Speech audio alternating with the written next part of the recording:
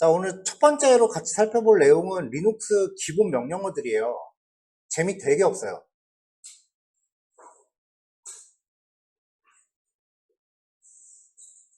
근데 이 리눅스 명령어를 모른다라는 거는 어떤 느낌이냐면은 윈도우를 갖다 줬는데 클릭이라는 걸 할 줄 모르는 거랑 똑같아요. 그러니까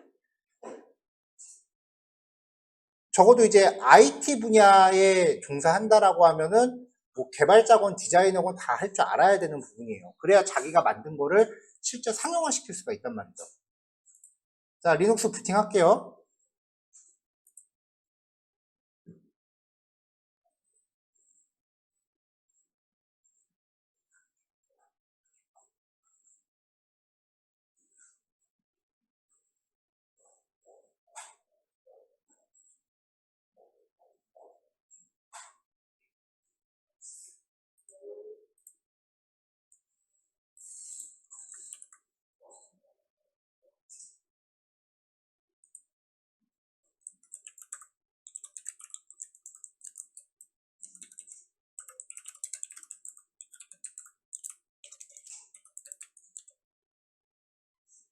자, 부팅이 완료되고 나면 여기에서 직접 그 아이디랑 비밀번호 입력해서 로컬로 로그인을 하셔도 되고, 아니면은 나는 명령 프롬프트 쓰는 게 좀 더 편하다라고 하면은 명령 프롬프트 킨 다음에 SSH 한 칸 띄고 ID 골뱅이 서버 IP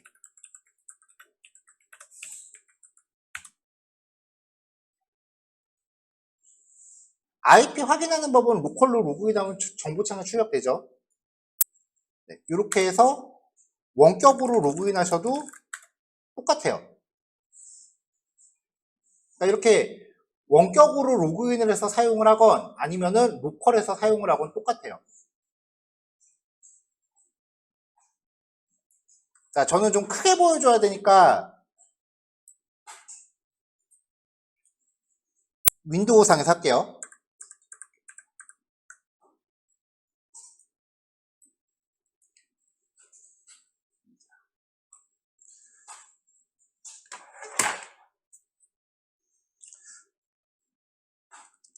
자, 보다시피 리눅스는 바탕화면이라는 개념이 없다는 거죠.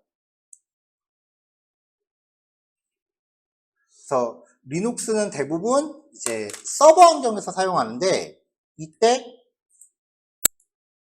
GUI 없이 그래픽 유저 인터페이스 없이 터미널로 작업을 해요. 명령어로만 작업한다는 거죠. 그래서 GUI 환경은 마우스로 클릭하는 게 기본인데 터미널 환경은 키보드로 입력을 해야 되고, 그래서 GUI는 아이콘이나 아이콘 밑에 설명을 보면은 이게 대충 무슨 기능이겠구나라고 유추가 가능하지만 터미널은 내가 명령어를 다 알고 있어야만 쓸 수가 있는 거죠. 그래서 GUI 환경은 굉장히 직관적으로 쓸 수 있는데 터미널 환경은요 효율적으로 쓸 수가 있어요. 예를 들면 나중에 그 쉘 설정 파일이라는 거를 설명을 할 텐데 윈도우는 안 돼요. 그 쉘 설정 파일에 내가 명령어를 단축어로 만들어 둘 수 있거든요. 제가 집에서 하는 방법인데 git add all git commit -m 한 다음에 여기에 현재 시각 그리고 git push origin main 이거 맨날 우리 명령어 3개 단위 썼잖아요. 이걸 묶어서 리눅스 터미널에 그냥 push라는 단축어를 만들어 버렸어요. 그러니까 저는 집에서 push라고만 입력하면 이 3개가 자동으로 돼요. 명령어 환경을 쓰다 보면은 사실 아이콘 클릭하는 게 더 귀찮아요.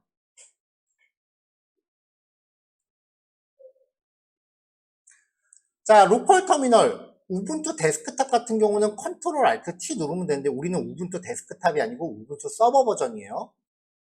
그러니까 이거는 해당이 없고 SSH 원격 접속할 때는 SSH 한 칸 띄고 사용자 아이디 골뱅이 서버 IP. 이거는 뭐 윈도우건 맥이건 공통적인 명령어입니다.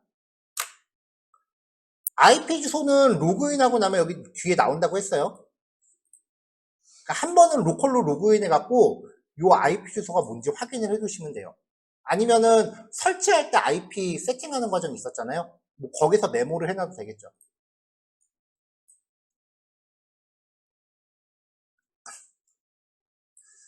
자, 리눅스에 접속하고 나면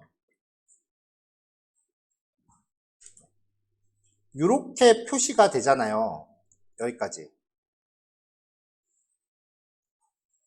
이 단위를 프롬프트라고 해요.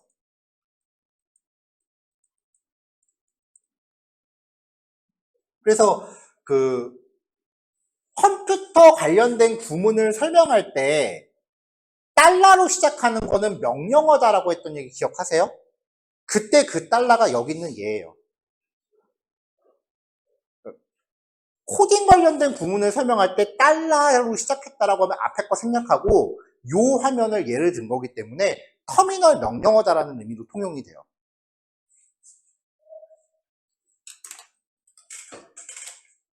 자, 여기에 나오는 명령어가 골뱅이 앞에 가요. 사용자 이름이고요.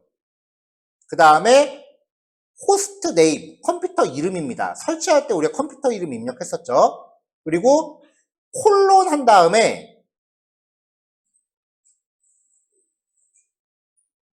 요 사이에 오는 게 현재 경로를 뜻해요. 기본적으로 터미널은 접속하면은 사용자 홈 디렉토리에 위치하거든요. 자, 좀 전에 제가 터미널 시작하면 어디에 위치한다 그랬지? 그러면은 여기 요 물결이 의미하는 게 뭐겠어? 그쵸. 물결은 홈 디렉토리의 약자입니다. 그러니까 경로 설명할 때 슬래시 물결 슬래시 뭐 백업이라고 하면은 실제로는 윈도우 기준으로 C 드라이브 밑에 유저스 밑에 사용자 아이디 밑에 백업이라는 폴더를 축약해서 부르는 말이에요. 이런 것들 다 기억 못 해놓으면 회사 가서 나중에 이거 무슨 뜻이에요? 물어봐야 돼. 이런 거 물어보면 진짜 기본도 모르는 거야. 이런 건 알고 가야 돼. 자, 그 다음에 여기 프롬프트 마지막에 달러로 나오면은 일반 사용자고요. 샵으로 나오면 루트 아이디예요.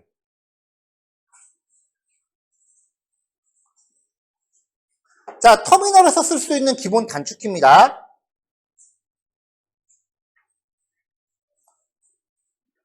자, 컨트롤 C 복사 아니에요.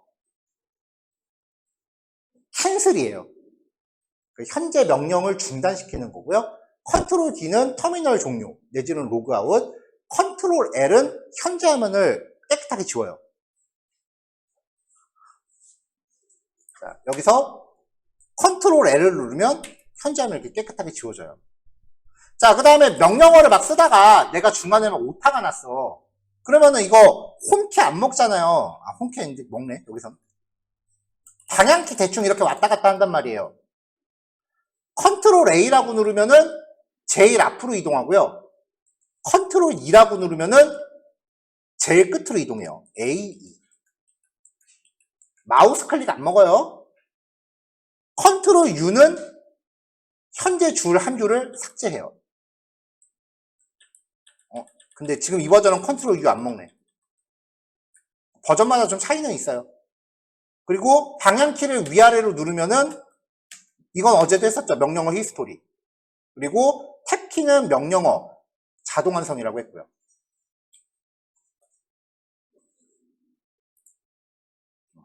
줄 전체 삭제는 지금 버전에서 안 먹는 것 같네요.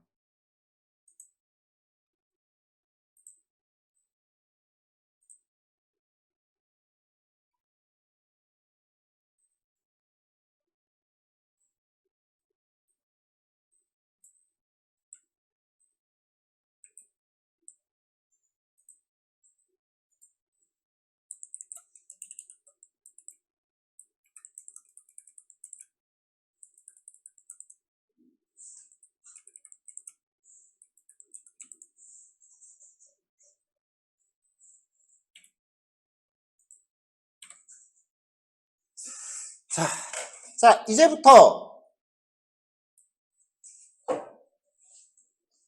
요 교환에 있는 명령어들을 나중에 각자 요약표 같은 걸로 만들어서 어디엔가 붙여놓으세요. 윈도우는 그 윈도우 탐색기라는 프로그램이 있으니까 내가 어느 폴더에 있는지 폴더 절체 경로를 언제든지 볼 수 있잖아요. 근데 얘는 작업하다 보면은 내가 지금 어느 폴더에 있는지 몰라. 감이 안 와. 그래서 수시로 확인해야 되는 게 PWD예요. 프린트 워킹 디렉토리. 현재 폴더 출력. 그래서 PWD라고 명령을 날리면은 내가 현재 위치하고 있는 폴더가 경로가 출력이 됩니다.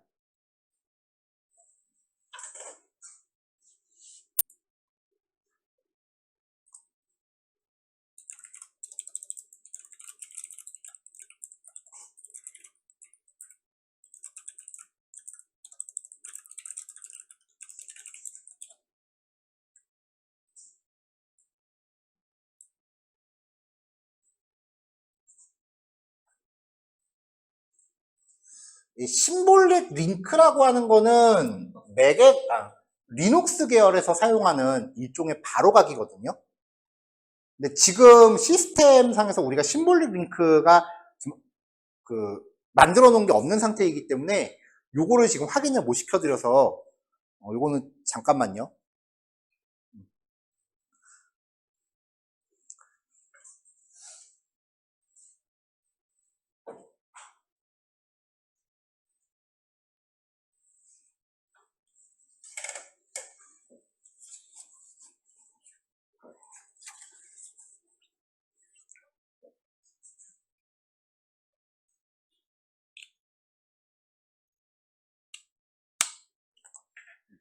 요거는 제가 조금 이따가 준비가 되면 보여드릴게요. 자, 그 다음에 cd change 디렉토리. 가고 싶은 폴더로 이동하는 거예요. 이거는 아름아름 수업에서도 몇 번 나왔었는데, 자, 일단 제가 임의의 폴더로 이동할게요.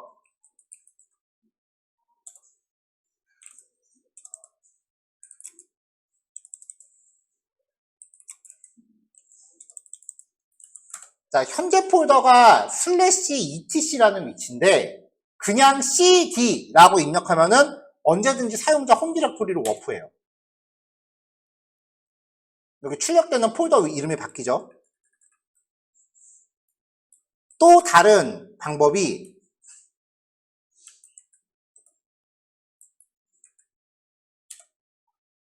cd 물결은 사용자 홈 디렉토리라고 그랬잖아요. 이거는 그러니까 자신의 홈 디렉토리로 워프하라는 단축어가 되는 거죠. cd 물결이라고 하거나 그냥 cd라고 하면은 사용자 홈 디렉토리로 이동해요. 그것도 아니면 그냥 cd 경로 다 치면 되지. 홈 밑에 자기 아이디 입력하면은 이동하겠죠. 특정 폴더로 이동할 때는 경로를 다 지정하면 됩니다. cd / 바 밑에 여기는 로그라는 폴더가 없네요. 그냥 바까지만 가볼까요? pwd 하면은 경로 나오죠.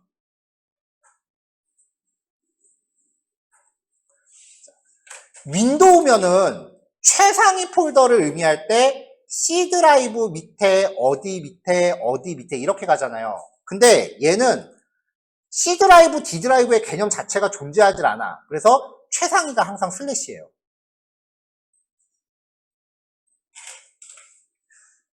상위 폴더로 이동할 때는 점점 누르면 되고요. 이건 알죠? 점점이 상위 폴더 의미하는 거. 웹에서 우리가 쓰는 점점이라는 게 상위 폴더라는 걸 의미하는 게 여기서 왔어요. 이 개념이에요. 그리고 이전 디렉토리로 이동할 때는 cd 한 가지고 빼기. 그럼 폴더 뒤로 가기. 다시 한번 말하지만 이거 다 상식입니다, 여러분.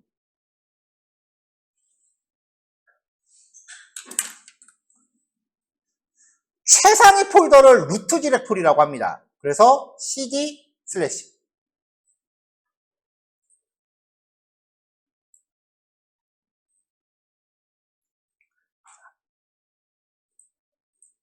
최상위 폴더를 루트 디렉토리라고 해요. 그러면 여러분, 여태까지 제가 뭔가 여러분들이 작업할 때 비주얼 스튜디오 코드로 연거를 이제 작업 폴더라고 지칭해 왔거든요. 이거 회사 가면은 뭐라고 불러야 될까? 프로젝트 루트. 워크 디렉토리라는 용어보다는 워크 스페이스가 좀 더 나아요, 표현이. 워크 디렉토리는 내가 지금 이 폴더를 열고 있으면 이게 워크 디렉토리야. 현재 열고 있는 폴더를 워크 디렉토리라고 부르는 거고, 얘는 프로젝트 루트라고 불러야 돼. 이 단어 선택에 따라서 진짜 왜 그런 거 있잖아요. 다른 사람들하고 대화할 때 쓰는 단어 수준에 따라서 그 사람의 그 지식이 보이잖아. 지금 그런 거에 대해서 얘기하는 거예요.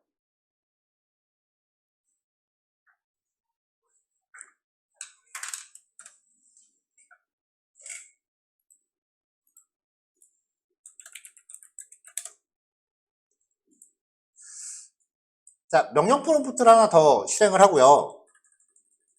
이거는 그냥 보기만 하세요. 심볼링 링크를 보여주려고 지금 집에 연락해서 집에 컴퓨터 좀 켜달라 그랬거든요.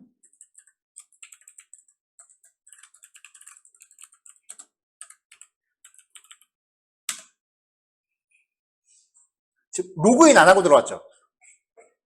바로 들어왔잖아요. 그쵸? 이게 제 집에 있는 그 맥에 인증서를 넣어놨고 지금 여기 강의실 컴퓨터에 제가 공개키를 갖고 있어서 두 개가 자동으로 인증이 된 거예요. 이건 나중에 실습해 볼 거고. 프롬프트 모양이 좀 다르죠? 이건 지금 아이콘이 깨져서 그러거든요. 폰트가 깨져서 그러거든요. 원래 여기 그 사과 모양 아이콘이 나와요. 이게 터미널을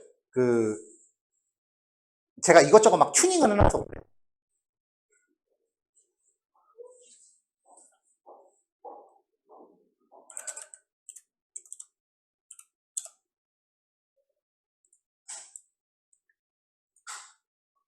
자, ls 명령어는 조금 이따 나올 건데, 요거예요. 이게 지금 앞에 L이라고 나와 있잖아요. 얘가 링크예요. 일종의 바로가기야. 그러니까 우리가 윈도우에서 바탕화면에 그 바로가기 아이콘 빼는 거 있죠. 그거를 링크라고 불러요. 그 종류가 이제 심볼릭 링크랑 하드 링크라는 거 두 개가 있는데, 뭐 그거까지는 뒤에서 따로 얘기할 거고, 지금 이게 파일 목록을 출력해 놓은 건데, 여기 보면 아이클라우드 드라이브라는 폴더의 실제 경로가 요거다라는 거거든요.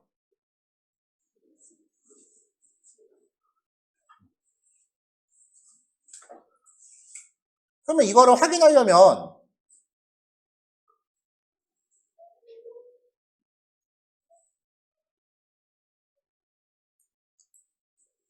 자, cd iCloud 드라이브라고 이동해요.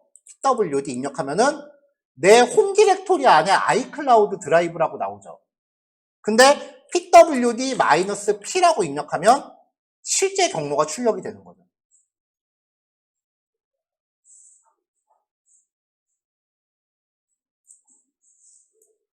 이게 심볼릭 링크랑 우리가 윈도우에서 쓰는 일반 그 바탕화면 바로가기 빼는 게 차이가 뭐냐면은, 자, 여기 지금 제가 평가 준비하는 폴더예요. 이 폴더를 바탕화면에 바로가기를 만들어 볼게요.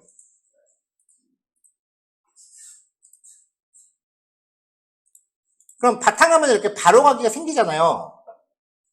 얘를 더블 클릭하면 실제로 이 폴더의 경로로 가요. 그쵸? 우리가 알고 있는 상식은 그거야. 더블 클릭하면 그 폴더 워프로 이동하죠. 그쵸?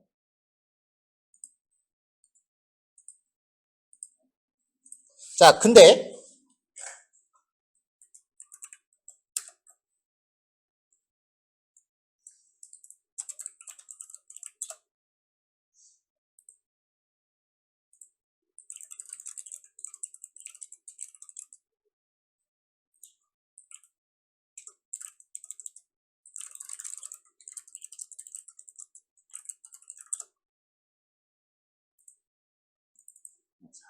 저도 이 명령어는 잘 못 외워서.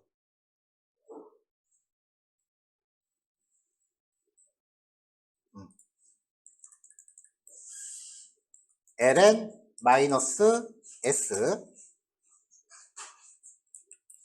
자, 이 폴더의 경로를 현재 폴더에 헬로라고 만들어주세요. 뭐야? 왜 ln이 안 먹어?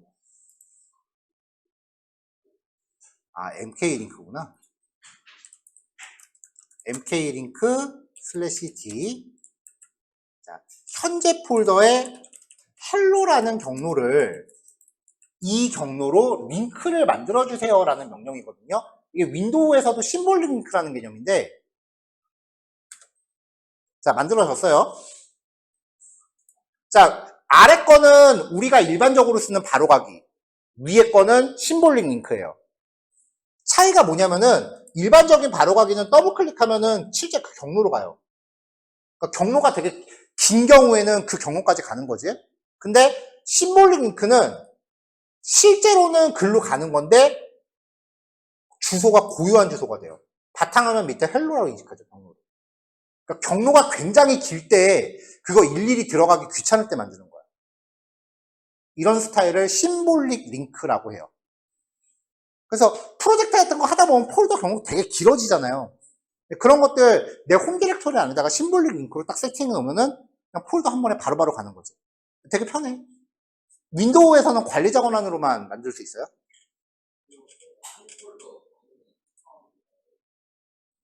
바탕화면으로 가요, 상위 폴더가.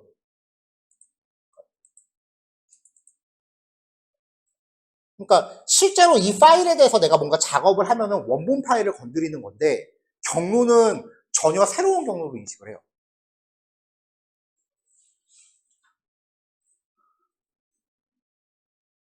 자, 이게 심볼릭 링크다.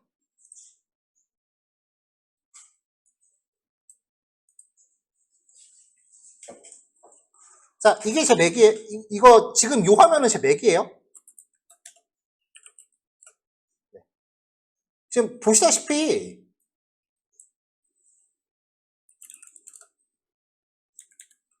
맥 명령어랑 리눅스 명령어는 완벽히 똑같아요.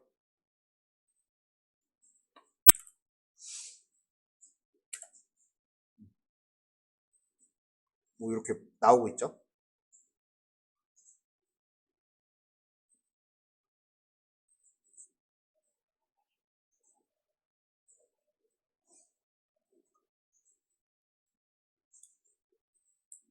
아, 그리고 이거.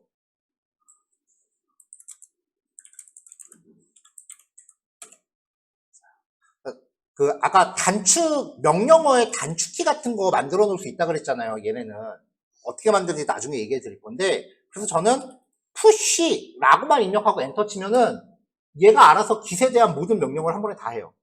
풀 받으래네. 이것도 단축 명령어 만들어 놔서 풀이라고만 입력하고 엔터 치면은 git 풀 오리진 메인을 한 번에 다 해요.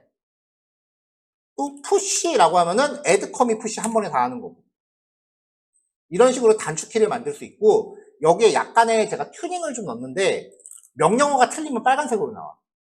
명령어에 오타나면. 그리고 명령어가 올바르게 입력되면 초록색으로 나오고요. 명령어에서 탭 누르면은 이거로 쓸 수 있는 명령어들이 쭉 다 검색이 되고. 요거 세팅하는 법은 나중에 뒤에서 나올 거예요. 자, 상대 경로, 절대 경로 개념 알죠?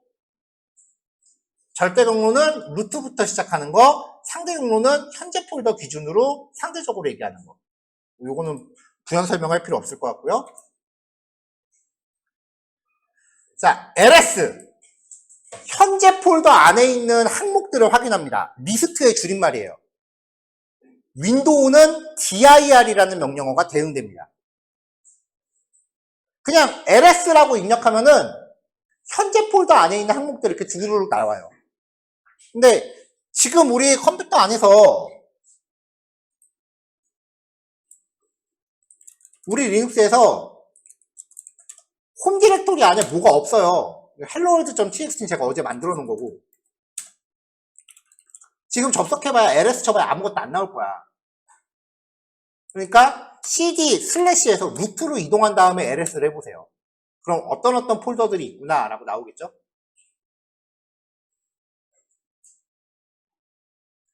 자, ls-l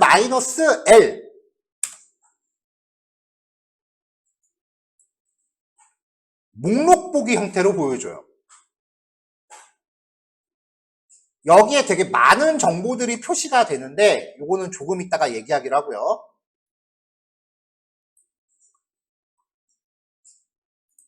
자, 잠깐 제 맥에서 보여드려 볼게요.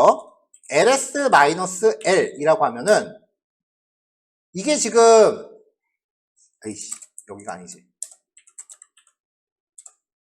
자, 이게 지금 제 집에 있는 컴퓨터 홈 디렉토리에 있는 상황이에요.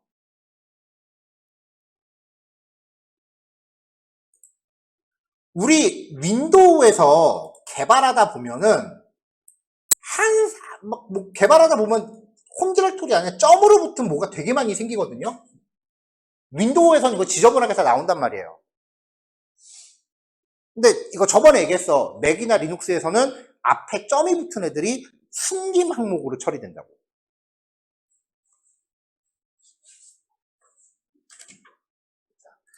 -A 옵션을 붙이면 숨김 항목까지 표시합니다. 자, 제 집에 있는 맥에서 다시 보여드릴게요. ls-a라고 하면은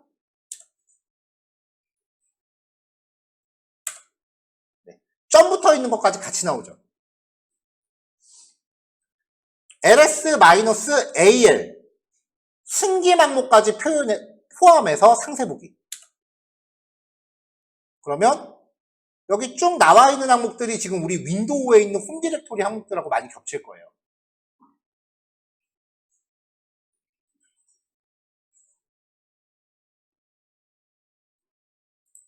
그러니까 윈도우도 리눅스에서의 개발 환경을 억지로 따라서 흉내내는 거예요. 그러다 보니까 윈도우에서는 안 되는 것들이 다소 있어.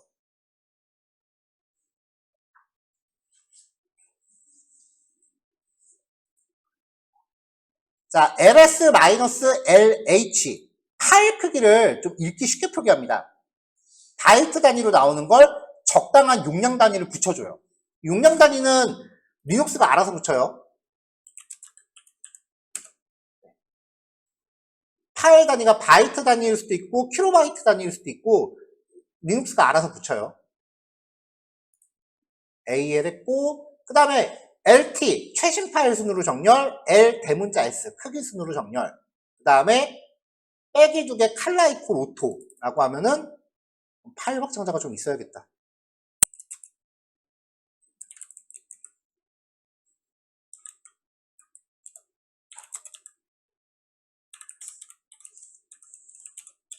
라고 하면은 확장자별로 색깔을 좀 다르게 표현을 해줘요.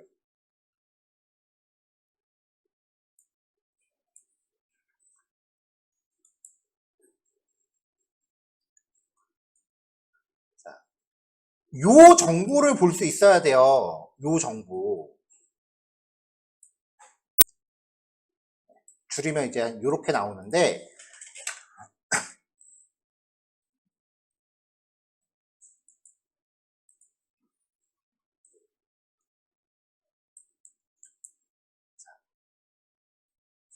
맨 앞에 있는 글자는 파일의 유형이에요. D는 디렉토리, 폴더, 빼기 기호는 일반 파일, L은 링크. 그 다음에 나와 있는 9글자가 그 파일에 대한 접근 권한이에요.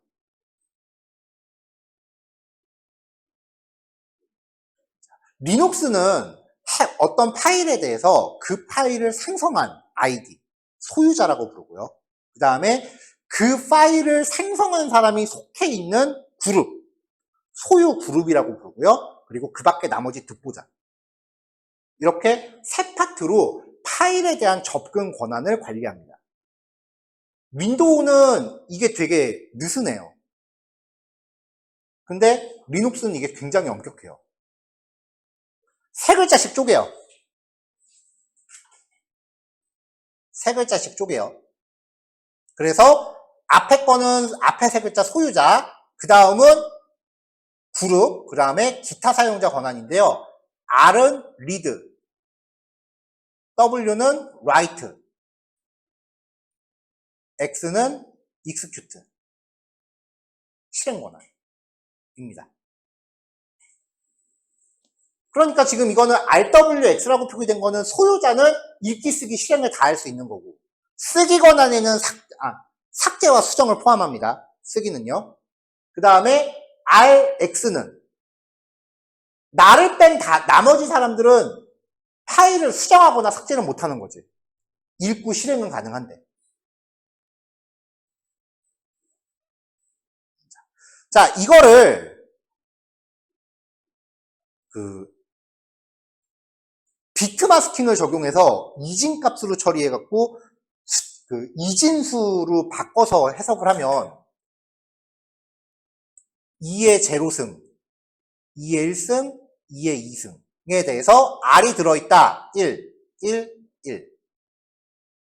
그 다음은 1, 0, 1. 그 다음은 1, 0, 1이죠. 그러면 이제 2의 0승은 1이죠. 2의 2승은 2고 2의 4승은 4죠. 더하면 얼마야? 7이죠. 그래서 RWX를 7. 얘는 2의 2승과 2의 0승이니까 1과 4니까 5죠. 그럼 여기도 5죠. 그래서 7, 5, 5라고 표기하기도 해요. 이렇게 처리하는 거를 비트 마스킹이라고 해요. 비트 마스킹이라는 그 코딩 알고리즘도 있어. 나중에 그 넓이 우선 탐색이나 깊이 우선 탐색 같은 데 쓰이는 그 비트 마스킹이라는 알고리즘이 있어요. 완전 탐색 계열인데. 갑자기 이진수 나면 복잡하잖아. 그렇게 기억하지 말고, 자, R은 4점, W는 2점, X는 1점. 이렇게 기억하세요. 그럼 계산돼. 7, 5, 5라고 나오죠?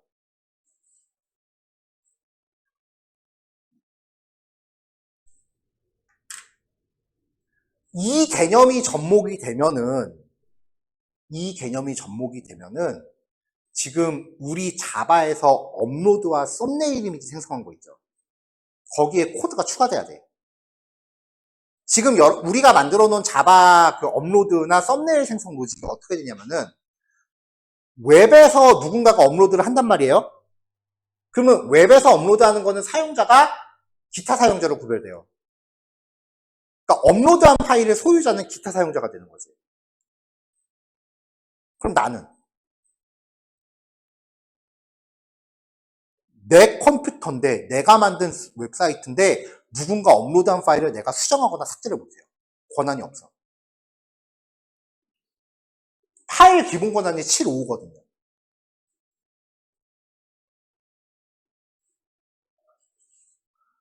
그래서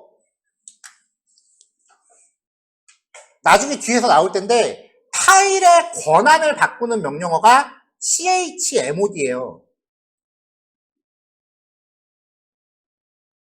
chmod 뭐 예를 들어서 766 그 다음에 파일 이름 이런 식으로 들어간단 말이에요.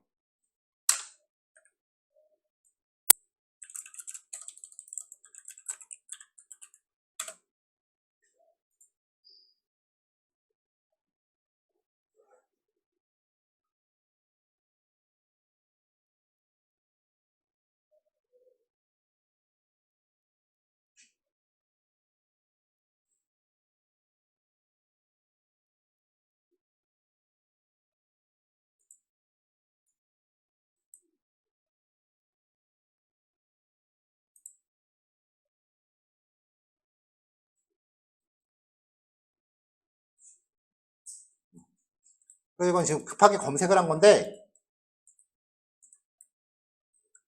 파일이 업로드되면 이게 만약에 업로드된 파일이라고 쳐요.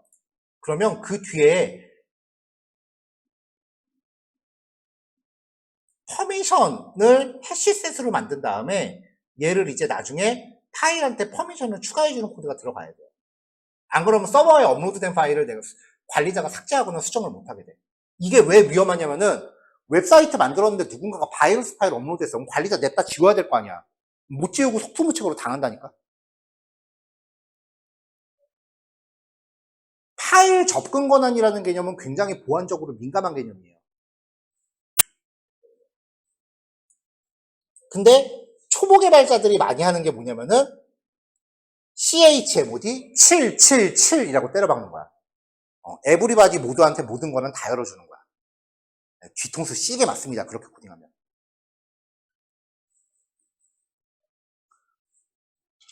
자, 그 다음에 이 숫자는 링크가, 이 파일에서 파생된 링크가 몇 개 있는지를 의미하고요.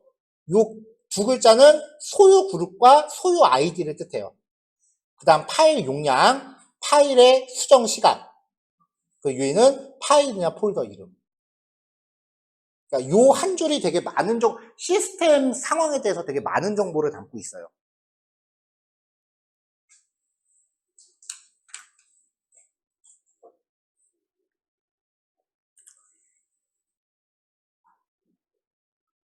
자, 파일 생성이나 디렉토리 관리입니다. 여기부터는 그 홈 디렉토리 안에서 실습하셔도 돼요. mkdir 뭐겠어요? make 디렉토리 폴더 만들기예요. 자, 리눅스에서 홈 디렉토리로 이동해서 홈 디렉토리 이동해야 돼요.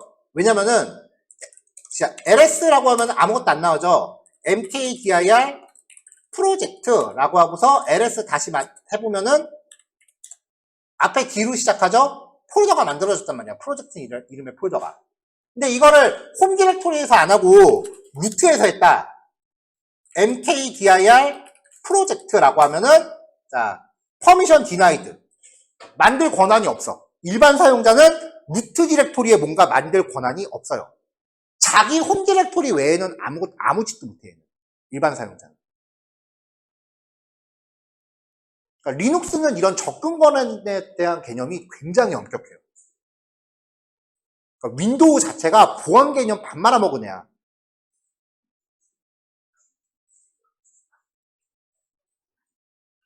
자, mkdir 한 다음에 폴더 이름을 띄어쓰기로 구별하면 여러 개 폴더 동시에 만들어지고요.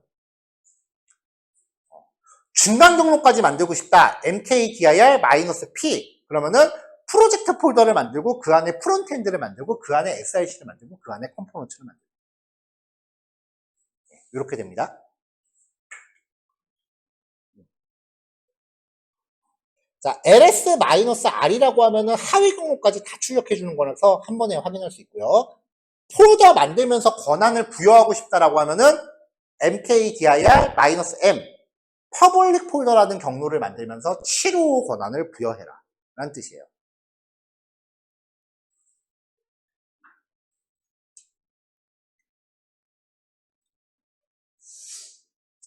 터치.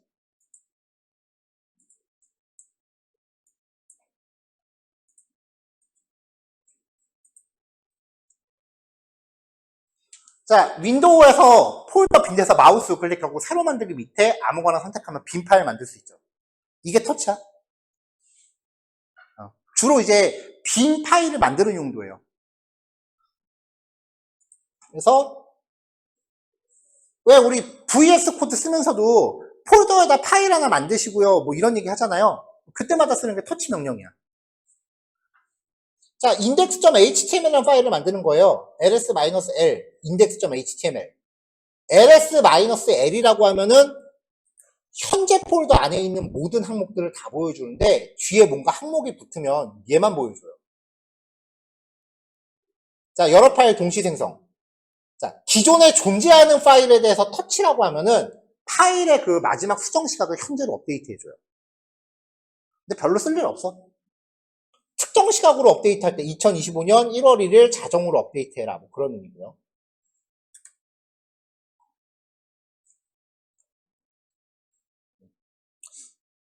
거의 1시간 얘기했네. 잠깐 쉬었다 합시다. 40분에 이어서 할게요.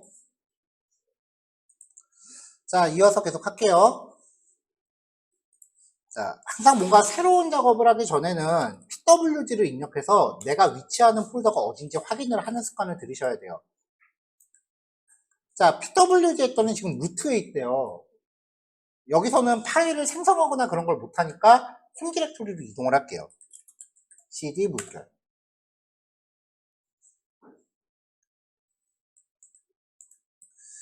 자, cp는 파일을 복사하는 명령어예요. copy 줄임말이에요. index.html을 백업.html로 옮겨란데 지금 폴더 안에 index.html 파일이 없잖아요. 그러니까 파일부터 만들어야죠. touch index.html. 자, 그럼 파일 만들어졌죠? cp index.html을 백업.html로 복사해라. ls 다시 하면은 백업.html이 생겨있죠. 자, 백업이라는 폴더를 만들려고 하네요. mkdir 백업. 자, cp index.html을 백업 슬래시라고 하면은 백업 폴더 안에다가 복사해라예요. 이렇게 하면은 파일 이름이 원본이 그대로 유지가 됩니다. 그러면은 cd 백업이라고 해서 그 백업 폴더 안에 들어가 보고요. pwd로 경로 확인. ls 내리면은 이 안에 index.html이 있겠죠. 상위 폴더로 올라갈게요. cd 점점.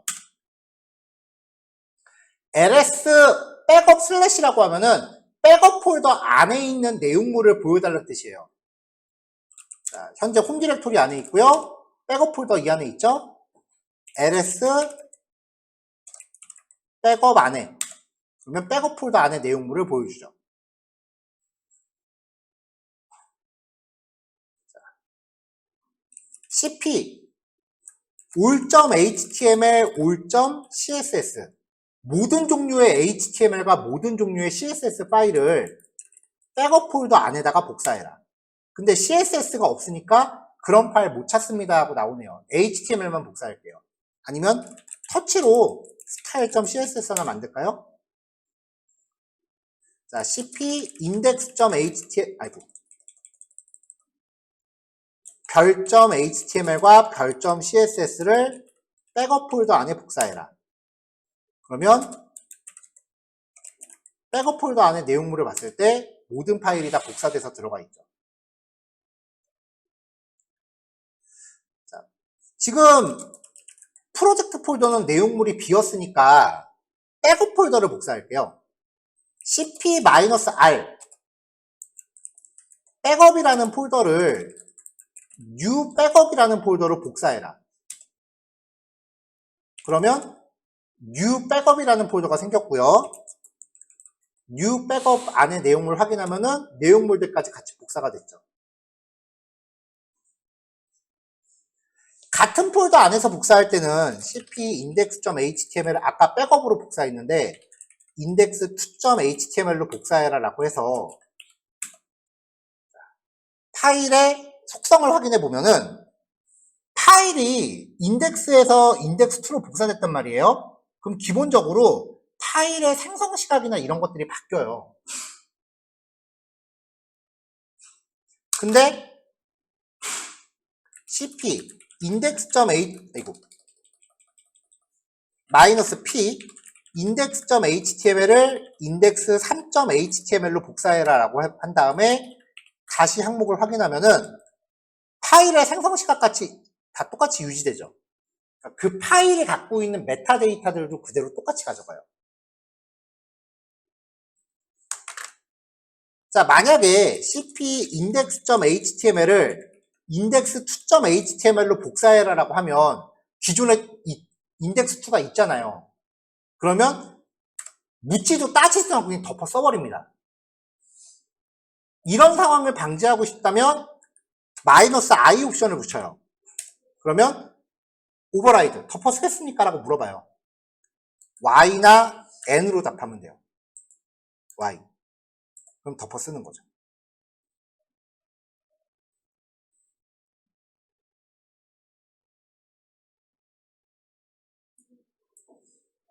자, mv, move를 줄임말이에요. 자, 예를 들어서 여기에 index.html이 있고요. 프로젝트 안에 내용물이 비어 있어요. 프로젝트 안에 내용물 비어 있죠. mv index.html을 프로젝트 안으로 넣어라. 라고 하면 현재 폴더에서는 index.html이 없어졌고요. 그 다음에 프로젝트 안에는 index.html이 들어가 있죠. 자, 같은 방식으로 mv index2.html을 프로젝트 안으로 옮겨라 라고 하면은 원본 이름을 그대로 유지하면서 옮길 거 아니에요. 근데 이때 u.html로 옮겨라. 옮길 때 이름을 바꾸면서 옮길 수 있어요. 그러니까 목적지 경로가 폴더면은 이 파일을 원본 이름 그대로 여기다 넣어버리는 건데, 목적지 이름이 파일 이름이면은 이 파일의 이름을 바꾸면서 옮겨요. 자, 현재 폴더 안에 보면은 index2 없어졌고요. 프로젝트 폴더 안에 보면은 u.html이 생겨있죠. 자, 이걸 응용하면 같은 폴더 안에서 oldname.txt를 newName.txt로 옮겨라 라고 해버리는 거예요. 같은 폴더 안에서 이름을 바꿔버리는 기능이에요.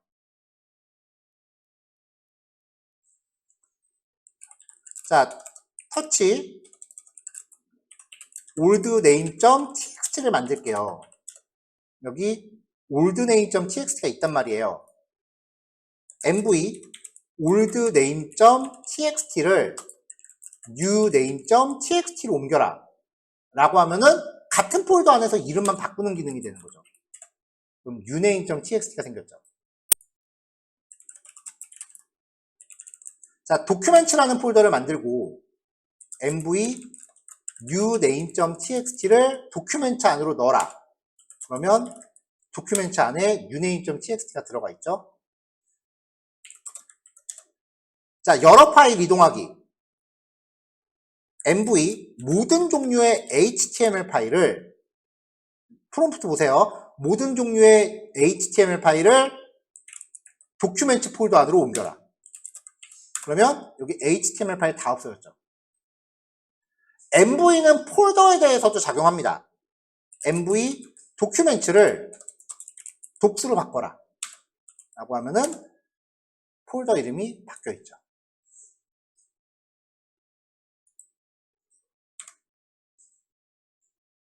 자, rm 파일이나 폴더를 삭제합니다.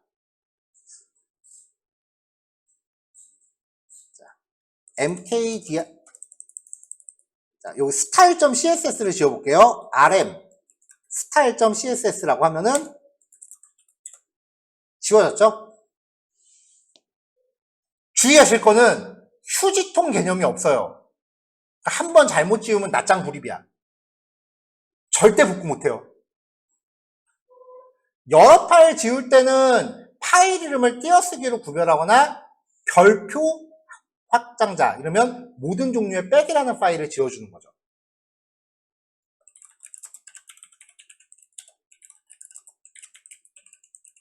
자, 두 개 파일을 추가로 만들었어요. hello.txt, world.txt, rm-i 모든 종류의 txt. 지금 요거 응용한 거거든요. 자, 이렇게 하면은 자, hello.txt를 지우겠습니까? 라고 물어봐요. yes. world.txt 지울래요? yes.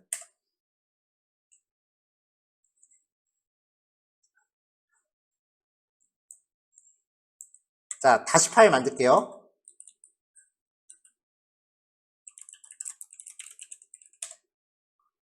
rm-f false예요. 대체로 -f 옵션은 강제 처리예요. hello.txt를 지울 거냐? 묻지도 따지도 않고 지우는 거고요.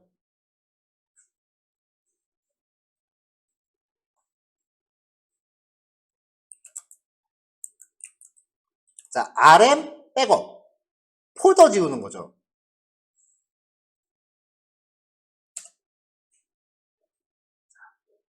기본적으로 RM 명령어는요. 기본적으로 RM 명령어는 파일에 대해서만 작용을 해요. 그러면 폴더를 삭제할 때는 rmdir이라는 명령어가 따로 있어요. 그럼 rmdir 백업을 지워주세요라고 하면 못 지워요. 메시지가 어때요? 기본적으로 비어있는 폴더만 삭제 가능해요. 이거를 강제로 지울 때는 다시 RM이에요. RM-R. 이게 재귀적이라는 게 뭐냐면은 백업 폴더 안에 있는 하위 내용물들을 일일이 하나씩 다 지우고 그 다음에 백업 폴더를 지우라는 뜻이에요. 이렇게 하면은 지워집니다. 강제 삭제면은 RM-RF 폴더 이름이 되겠죠. 개발자 커뮤니티 가면은 가끔 이런 말이 우스갯소리로 올라오거든요. 우리 개념 없는 신입이 명령어 이렇게 했어요 라는 거. RM-RF 슬래시. 이게 뭘까? 그치. 시스템 다 날려먹는 거예요. 실제로는 권한이 없어서 안 돼요, 이거. 근데 수두를 붙이면 얘기가 달라져. 관리자 권한으로 하드디스크 전체 삭제야. 개발자 커뮤니티에 되게 가끔 올라오는 유머예요. 우리 신입 수준이 이래요 라고 이런 식으로 올려요.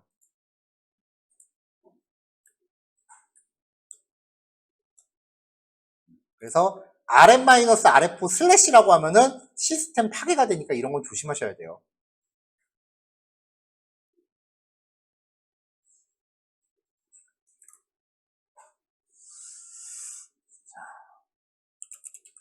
etc 안에 os 릴리즈라는 파일 하나 있잖아요. 캣이라는 명령어는 파일의 내용을 출력해주는 명령어예요. 그래서 etc 밑에 os 릴리즈라는 파일의 내용을 내가 보고 싶다. 이렇게 파일의 내용을 출력을 해줘요. 2개 이상 파일을 하면은 이제 2개 이상을 연결해서 출력하는데 이거는 거의 쓸 일이 없고요. -n 옵션을 걸면은 라인 번호랑 같이 출력을 해줘요. -s 옵션은 빈 줄을 빼고 출력하는 거예요.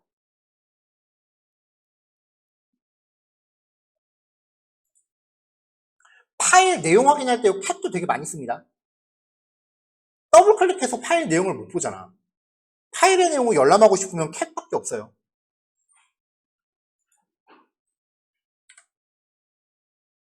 자, 헤드는 파일의 앞줄을 조금만 보는 거예요. 캣은 다 출력해요.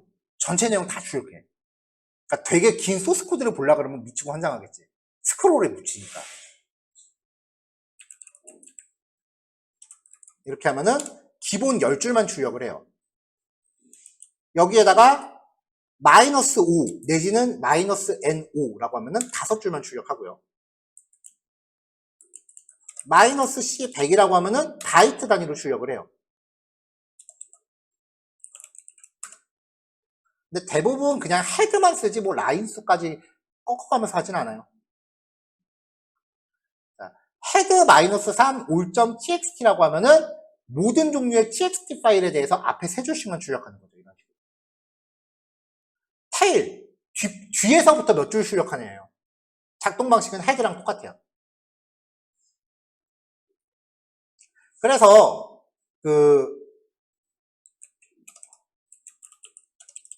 캣 다 밑에 로그 밑에 시스 로그라고 하면 이게 시스템 로그란 말이에요. 운영체제 단에서 남기는 시스템 로그예요. 이거를 테일 -n 다 밑에 로그 밑에 시스 로그 이렇게 하면은 시스템 로그를 끝에서만 몇 줄 나오겠죠. 뭐야, 왜 안 나와?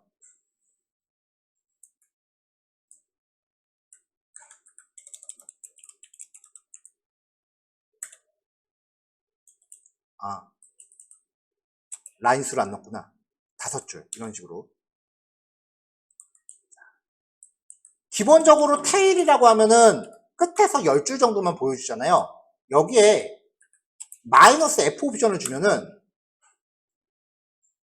자, 잘 보세요. 명령어가 끝나면은 프롬프트가 다시 나와야 되는데 지금 프롬프트가 안 나왔죠. 이거는 이 명령어가 아직 실행 중이라는 뜻이에요.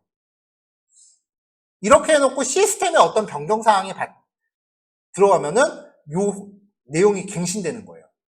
그러니까 이렇게 띄워놓고 있으면은 실시간으로 로그를 내가 모니터링 하는 거지. 그러니까 여러분들이 스프링에서 남기는 로그 서버에 접속해서 이렇게 계속 모니터링하고 있는 거예요. 종료하려면 어떻게 해야 되겠어? 컨트롤 C.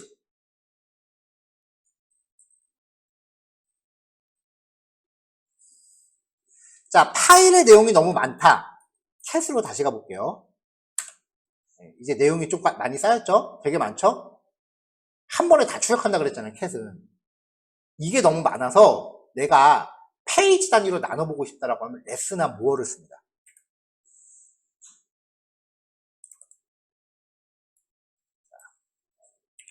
레스, 바 밑에, 로그 밑에, 시스 로그라고 하면은 딱 한 페이지 분량만 출력하고 대기 타고 있어요. 근데 레스하고 모어하고 별 차이 없어요. 뭐 딱히 권장이랄 것도 없어요. 자, 이렇게 해놓고 이제 이 상태에서 명령어를 치는 건데요. 스페이스로 누르면 다음 페이지로 넘어가요. 스페이스로 누를 때마다 한 페이지씩 넘어가고요. 알파벳 B 이전 페이지로 넘어가요. 위 아래 화살표 한 줄씩 넘어가요.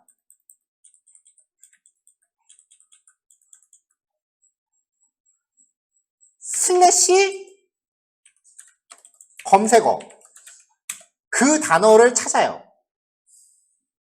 앞으로 찾기, 물음표 검색어, 뒤로 찾기. 알파벳 N은 다음 검색 결과. 패턴 더 이상 못 찾았대. 이전 검색 결과, 그 다음에 대문자 G는 파일 끝으로, 소문자 G는 파일 시작으로, Q는 종료. 마우스 스크롤이 없으니까 이런 식으로 파일을 열람해요.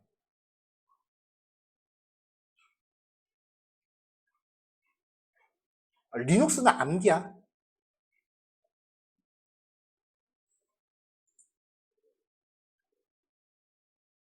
자, 파일에서 문자열 검색. 그랩이라고 하는 명령어인데요. 파일에서 특정 문자열을 검색해서 그 단어가 있는 행을 검색해줘요. etc 밑에 패스워드라는 파일은 사용자 계정 파일, 계정 정보가 저장되어 있는 db 파일이거든요. 자, 그랩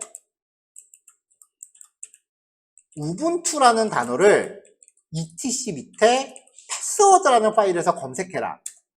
없죠? 왜냐면 우분투라는 아이디를 안 만들었으니까. 근데 제 아이디로 검색하면 그 단어가 포함되어 있는 행을 출력해줘요. 알파벳 I 옵션은 대소문자 구분 없이 검색합니다. 자, 리눅스는 기본적으로 대소문자 구별을 해요. 왜 예전에 이쪽 팀에서 그 깃허브에 그 파일 올릴 때 대소문자 이름 때문에 문제됐었던 적 있죠? 그게 왜 그런지 보여줄게. 자, 지금 여기 독스 있죠? mkdir 독스. 이게 지극히 정상이야. 대소문자 다르면 대소문자 다르면 실제로 다른 거예요. 윈도우 빼고 모든 시스템은 대소문자 다르면 다른 파일로 인식해요.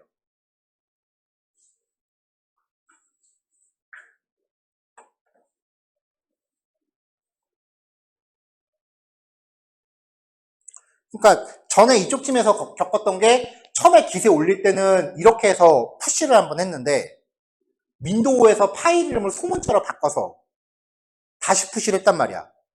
깃허브는 리눅스거든. 그러니까 리눅스 입장에서 새로운 거 올라왔냐고 깃허브는 이거 두 개를 같이 놓은 거야. 깃허브는 자기한테. 근데 이거 두 개가 윈도우로 내려오면은 윈도우는 이거 구별을 안 하잖아. 그러니까 깃허브는 다른 파일 두 개라고 줬는데 윈도우에선 이걸 똑같은 걸로 인식하니까 거기서 시스템 충돌이 나는 거지. 이거 너무나 당연한 거야, 이거. 그래서 자바 코딩 할 때도 비슷한 일이 하나 생겨요. 뭐냐면은 자바에서 클래스 이름 첫 글자는 대문자다 소문자다. 보통 대문자로 만드는 게 관례예요. 그래서 클래스 파일을 만드는데 내가 실수로 소문자로 클래스 파일을 만들었어. 그럼 그거를 비주얼 스튜디오 코드에서 대문자로 바꾸잖아요. 근데 윈도우 입장에선 그게 바뀐 게 아니거든? 윈도우 입장에선 파일 이름 대소문자 바뀐 게 아니야. 그러니까 자바는 바뀌었다고 생각하고 컴파일 하려고 하는데 윈도우는 바뀐 게 없다고 자꾸 응답을 주니까 비주얼 스튜디오 코드, 윈도우에서 자바 개발할 때 파일 이름 대소문자만 바뀌면 컴파일 할 때 인식이 안 돼요.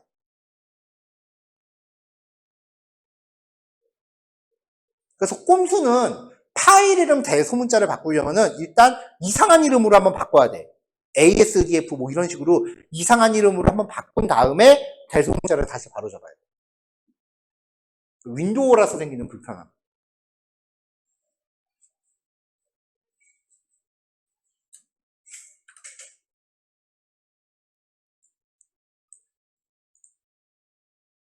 자, 마이너스 N옵션은 검색어에 대해서 줄번호랑 같이 출력하는 거고요. 마이너스 V는 매칭되지 않는, 그러니까 이 단어를 포함하지 않는 줄을 검색하는 거고, 이거는 여러 파일에서 검색하는 거고요. 모든 종류의 로그에서. 홈 밑에 우분투 밑에 프로젝트라는 폴더에서 투두라는 단어를 이 폴더 하위에서 다 찾으라는 거. W는 정확한 단어만 매칭되는 거. 그러니까 W가 없으면은 검색어를 캐시라고 줬을 때 캐치도 검색이 될 거예요. 근데 W를 주면은 정확하게 캐시라고 입력한 단어만 검색이 돼요. 자, 그 다음에 마이너스 A 2개, 마이너스 B 2개. 이거는 에러라는 단어가 검색된 라인을 기준으로 F터 2줄, B포 2줄을 같이 출력해라. 마이너스 L은 요 단어를 포함하는 파일 이름만 출력해라. 마이너스 C는 요 단어에 검색된 개수가 몇 개인지를 출력해라.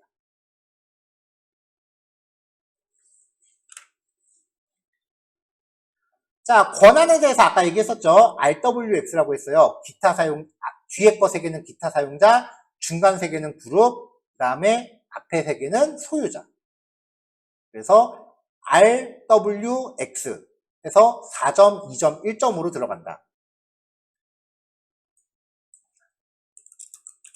자, 파일이 있을 때 여기 word.txt의 권한이 RWR이잖아요. 자, 그러면 chmod 75 word.txt라고 하면은 이 파일의 권한이 바뀌죠.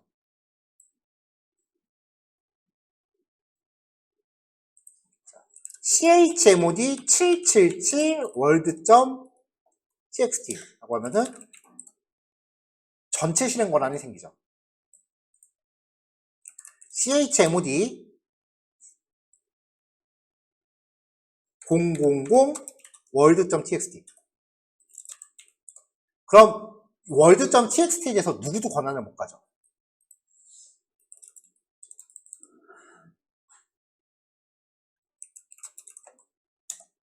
자, 그러면 캣으로 읽으려고 들었을 때 퍼미션 디나이드 뜨죠. 내 거임에도 불구하고 내가 내 권한을 없애버린 거야. 권한에 굉장히 엄격한 운영체제예요. 근데 괜찮아. 어차피 내 파일은 권한 내가 다시 가져올 수 있어.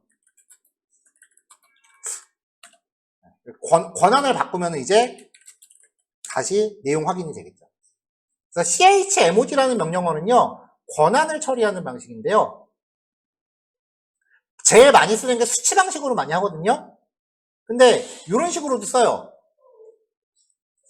이게 무슨 뜻이냐면은 유저한테 X 권한 추가, 그룹한테 W 권한 빼기, 아더한테 R 권한만 부여해라. 기존 거 다 빼버리고 R 권한만 새로 줘라. A, 모두한테 읽기 권한을 부여해라. 근데 이거 저도 헷갈려서 이건 잘 안 쓰고요. 그냥 요걸 많이 씁니다. 마이너스 R 옵션은요, 폴더뿐만 아니라 이 안에 있는 하위 파일까지 권한을 다 부여합니다.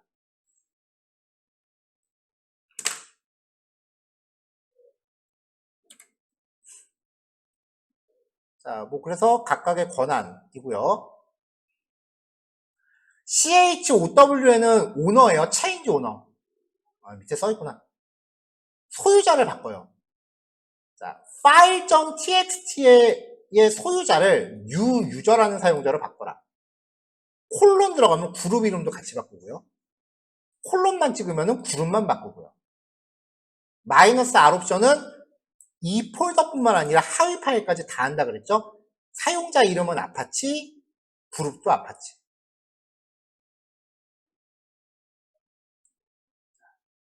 자, 요거는 references other file.txt, target file.txt.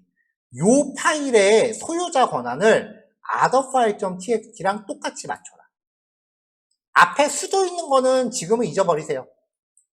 수도는 관리자 권한 잠깐 빌려서 하는 건데, 내가 만든 파일 내가 테스트할 때는 상관없으니까요.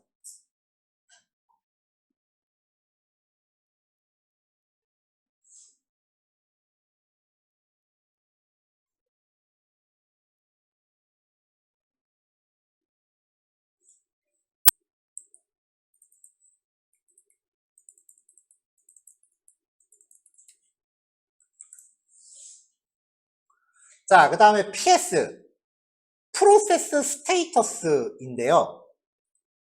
윈도우에 보면은 작업 관리자라고 있죠. 요 역할을 하는 명령어예요. PS라고 하면은 현재 다시와 PS라는 명령어 두 개가 실행되고 있다인 건데, PID는 프로세스 번호고요. TTY는 터미널 번호. 얘는 현재 실행 중인 시간. PS AUX라고 하면은 상세 정보까지 다 보여줍니다. 출력되는 것 자체가 양이 다르죠. 이게 왜 그러냐면은 그냥 PS는 실행시킨 게 나인 프로세스만 보여주는 거고요. PS AUX는 다른 사용자에 의해 가동된 프로세스까지 같이 보여줘요. 시스템이 가동하는 데 필요한 대부분의 프로세스는 루트 권한으로 실행되기 때문에 루트가 실행시킨 프로세스까지 다 보이는 거죠. 이게 윈도우의 작업 관리자 상태예요. PS AUXF라고 하면은 프로세스의 하위 프로세스까지 이렇게 트리 구조로 보여줍니다. 근데 출력 결과가 너무 많잖아요. 아이고, 이렇게요. 자, 여기에 파이프라인이라는 거를 걸 수 있는데요. AUX 파이프라인. 우리 프로그램에서 오어 할 때 쓰는 거예요. 앞에 명령어의 결과를 기반으로 뒤에 명령어를 실행해요. 아까 그랩이 검색한다 했죠. 그래서 PS AUX 파이프라인 걸고 그랩 SSH라고 하면은 프로세스 실행 중에 SSH라는 단어를 갖고 있는 출력 결과만 필터링해서 보여주겠죠. 이런 식으로 해서 내가 만든 백엔드가 현재 제대로 가동 중인지를 확인을 해요. 리눅스에 내가 스프링 부트로 프로그램 만들어서 올렸어. 얘가 뻗었는지 안 뻗었는지 확인하려면 이렇게 확인해야 돼.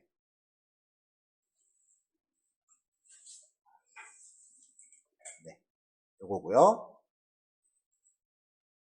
자, 실시간 프로세스 모니터링은 탑이라고 하면은 현재 프로세스가 모니터링이 됩니다. 근데 H탑은 좀 더 친화적으로 보여줘요. 현재 가동 중인 프로그램들이 뭐뭐 있는지 보이는 거죠. 여기 보면은 파이썬 3 돌고 있죠.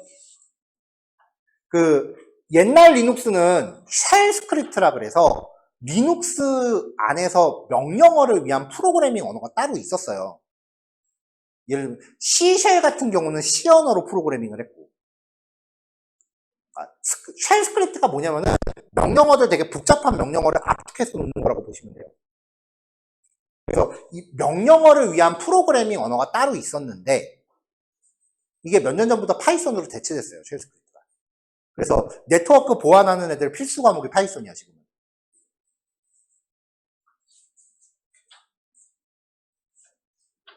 근데 뭐 프로세스 모니터링까지는 뭐 크게 모르셔도 될 것 같아요. 여기 출력 내용 설명 단위별로 설명해 놨는데 각각 한 번씩 읽어보시면 될 것 같고요. 자, 윈도우 작업 관리자에서 내가 특정 프로그램을 강제로 종료하고 싶은 마우스 우클릭해서 작업 끝내기를 누르죠. 근데 여기는 그게 없잖아. 그쵸? 그래서 내가 뭔가 여기 SSHD라고 하는 프로세스는 지금 제가 이걸 원격 접속을 하고 있기 때문에 그래요. 얘가 PID, 프로세스 번호가 1470이죠? 그러면 kill 1470. 자, 어떻게 됐어? SSH가 원격 접속할 때 쓰는 거라 그랬어요? 제가 지금 리눅스 서버에 SSH라는 애를 강제로 킬 시켰어요. 그럼 내가 원격 접속하고 있던 건 어떻게 됐겠어? 접속 끊기지 당연히. 그쵸? 그럼 쟤를 재가동 시키던지 재부팅을 하던지 하겠지. 교재가 이게 끝이기를 제발. 프로세스 죽이는 거는 보통 이렇게 프로세스 번호를 넣으면 됩니다. 기본 종료, 강제 종료할 땐 -9나 킬 옵션 붙이고요. 프로세스 이름으로 샀는데 요건 잘 안 하고. 여기 밑에 거는 잘 안 쓰니까 넘어가도 될 것 같아요.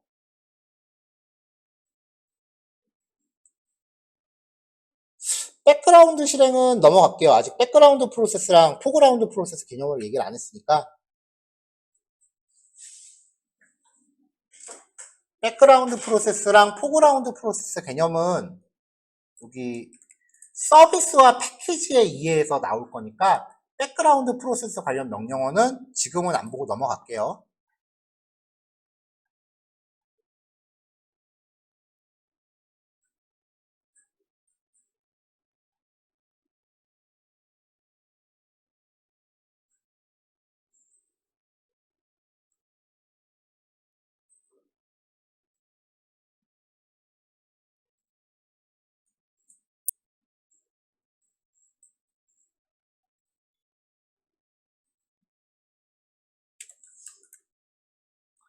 자, 그 다음에 이제 네트워크 명령어예요. 핑이라는 명령어는 윈도우에도 있어요.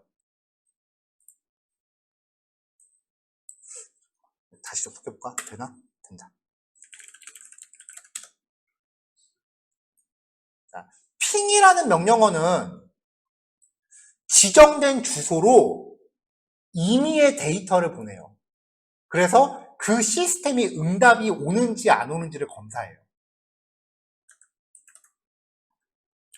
핑 google.com이라고 하면은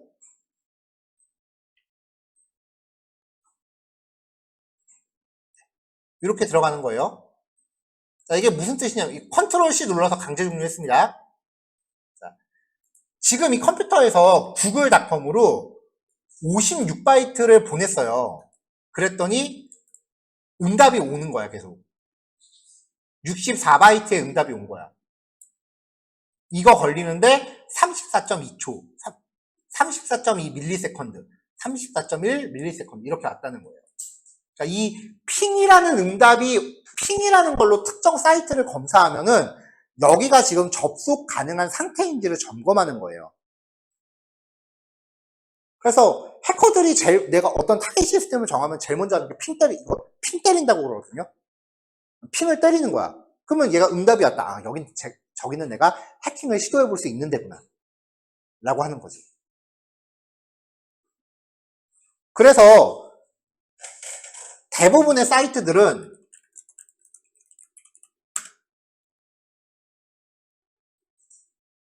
응답 안 오죠? 핑에 응답을 안 하게끔 막아놓습니다. 기본적으로. 네이버닷컴이 접속이 안 될 리가 없잖아, 지금. 그쵸? 핑에 응답을 안 하는 게 맞아요. 이거 막는 거는 나중에 그 방화벽 설정할 때 얘기할게요.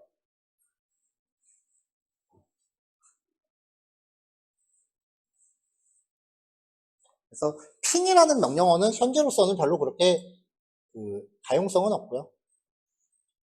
가만히 놔두면은 내가 컨트롤 C 누를 때까지 계속 하는데 -C4 하면은 횟수 제한하는 거고 핑 6은 IPv6를 쓴다는 건데 이건 몰라도 되고요. 기본적으로 54바이트 정도 되게 작은 패킷을 써요. 근데 -S 하면 1024 한 번에 데이터 보낼 때 1024바이트씩 보내는 거죠.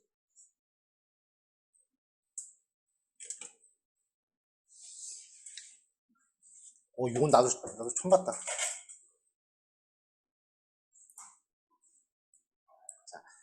IP ADDR show라고 하면은 IP 주소 정보가 나옵니다.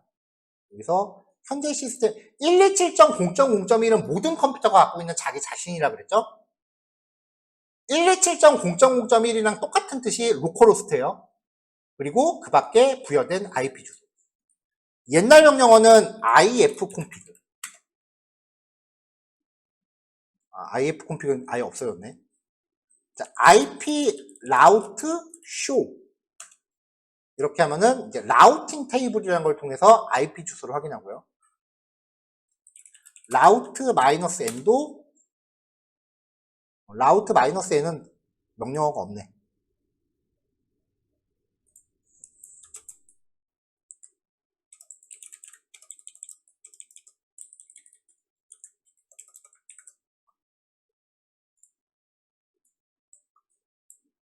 자, 전에 제가 DNS라는 개념 얘기한 적이 있어요. 우리가 네이버닷컴이라고 엔터키 땅 치면은 네이버로 바로 가는 게 아니라 DNS라는 곳에 접속해서 네이버닷컴이라는 주소에 연결되는 실제 IP 주소를 조회해서 온다 그랬죠. 그럼 지금 내 컴퓨터가 쓰는 DNS가 어느 주소냐를 알아보는 명령어가 nslookup-이에요.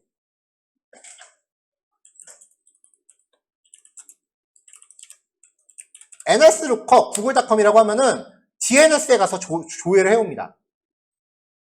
자, 이게 지금 이 리눅스가 쓰고 있는 DNS 주소예요.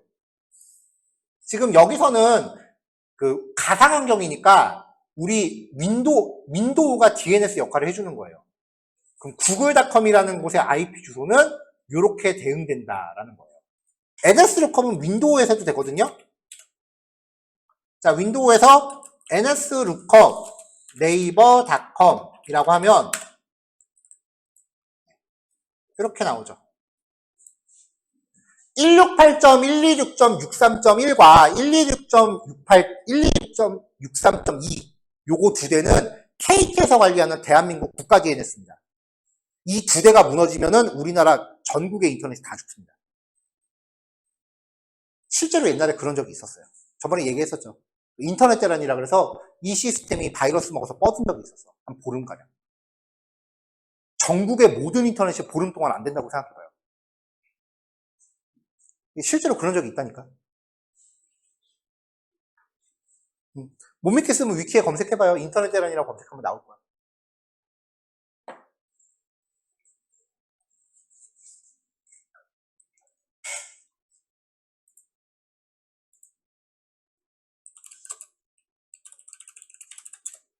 DIG는 네트워크 DNS 정보를 좀 더 상세하게 보여주는 건데 대부분 그냥 NSLOOKUP 선에서 끝나요.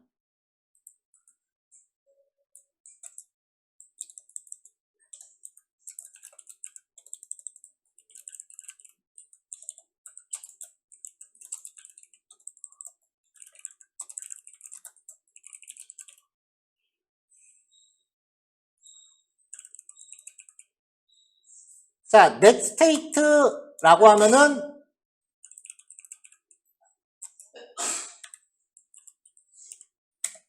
이거 지금 명령어를 깔아야 된다고 하네. 네트워크 연결 상태도 지금 뺄게요. SS 해볼까?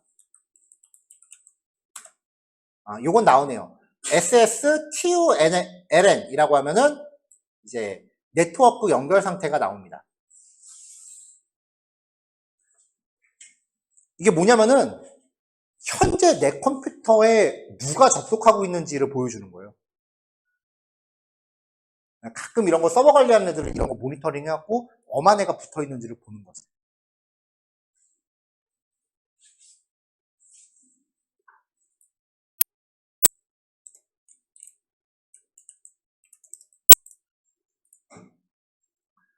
자, 그러면 내가 리눅스에 그 톰캣을 깔고 싶어. 스프링 돌리려면 톰캣 깔아야 될 거 아니에요. 우리 전에 톰캣 깔 때 톰캣 사이트 들어가서 파일 다운로드 받았죠. 그럼 여기선 우리가 생각하는 다운로드는 기본적으로 그 사이트 웹브라우저로 찾아가서 링크 클릭하는 거잖아. 그럼 얘는 다운로드 어떻게 받을까? wget이라는 명령을 씁니다.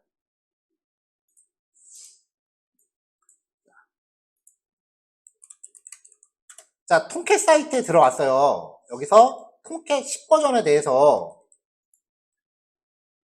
taru.gz라는 파일의 주소를 알아내야 돼. 링크 주소 복사. 자, 클리어하고, 자, 현재 이렇게 4개 있죠? wget 한 다음에 주소, 엔터. 그러면 다운로드를 받아요. 파일 다운로드 돼 있죠?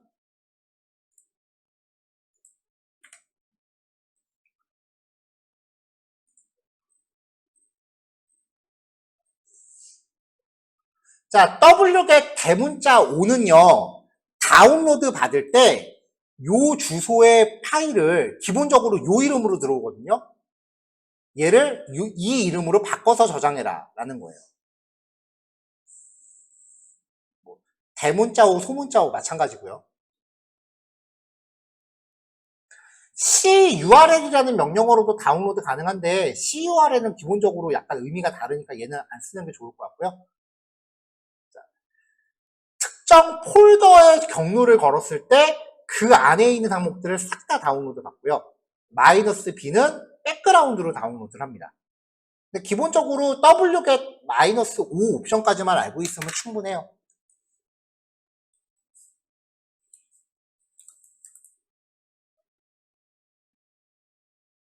자, 풀이-h는 메모리 사용량을 보여주고요. df-h는 하드디스크 사용량. du-sh 한 다음에 폴더 경로 지정하면은 폴더의 크기를 보여주고요.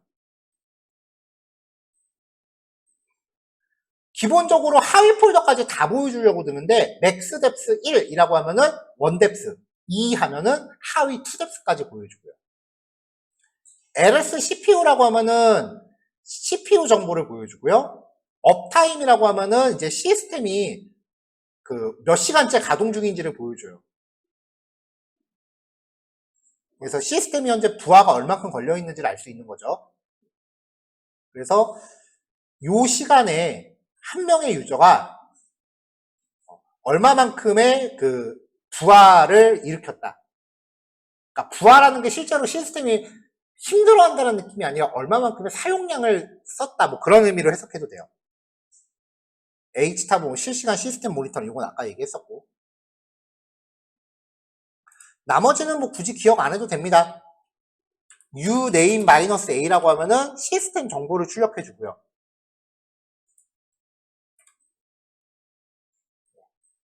그 다음에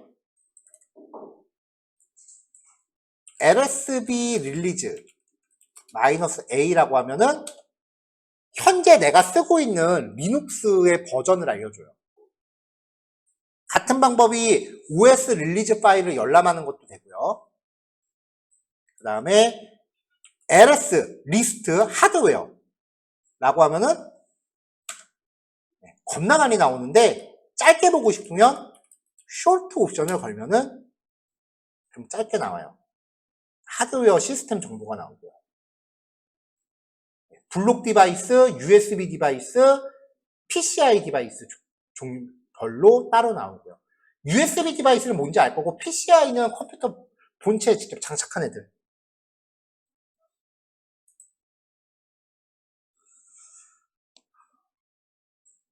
자, 잠깐 쉬었다 할게요. 이제 압축인데 되게 중요한 거거든요.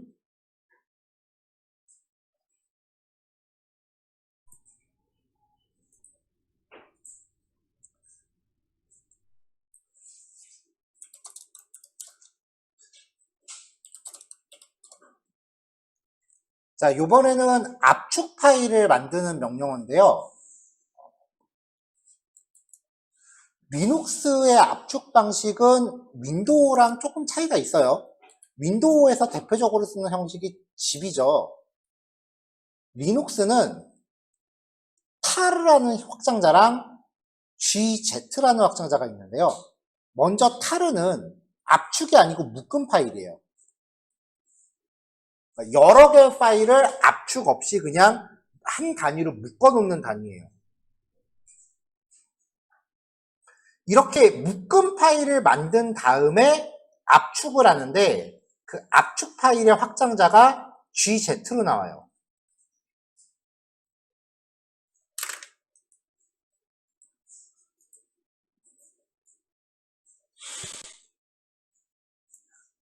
자, 그래서 이제 그 묶음 파일을 만들고 그거를 압축까지 하는 명령어가 tar라는 명령어인데요.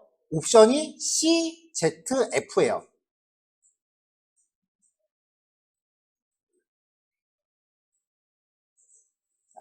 앞에 붙어 있는 C는 진행 상황을 표시하라는, 미안해요. 이 각각의 글자별로 이제 의미가 다른데, 일단은 C 같은 경우는 압축 파일을 생성하는 뜻이고, X는 압축을 해제하는 거고요. Z는 GZ, 압축 포맷까지 처리하라는 거고, F는 그 대상 파일을 뜻해요. 그 다음에 들어가는 게 생성될 압축 파일 이름이나 경로고요.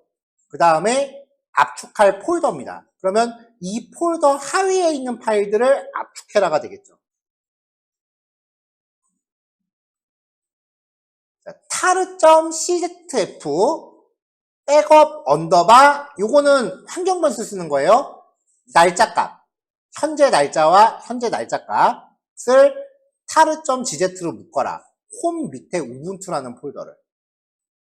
당연히 이 폴더가 존재해야겠죠. 압축 해제는 XZF, 해제하지 않고 내용 확인은 TZF. 압축할 때 특정 폴더의 압축 해제를 지정한다. 그러니까 압축을 해제할 폴더를 지정할 때는 대문자 C 들어가고 압축 해제 폴더를 지정합니다. 근데 이 옵션은 잘 안 써요. V라는 옵션은 진행 상황을 표시하는 거예요. 어떤 파일이 압축 해제되고 있다는 게 쭉 보여요. 자, 아까 아파치 톰캣 다운받았는데 확장자가 tar.gz죠. 이게 압축 파일이라는 뜻이지. 그럼 이거를 압축 해제하려면은 tar xzf 파일 이름 그러면은 이렇게 압축이 해제됐고요. 이 안으로 들어가면 아파치 톰캣이 이렇게 보이죠.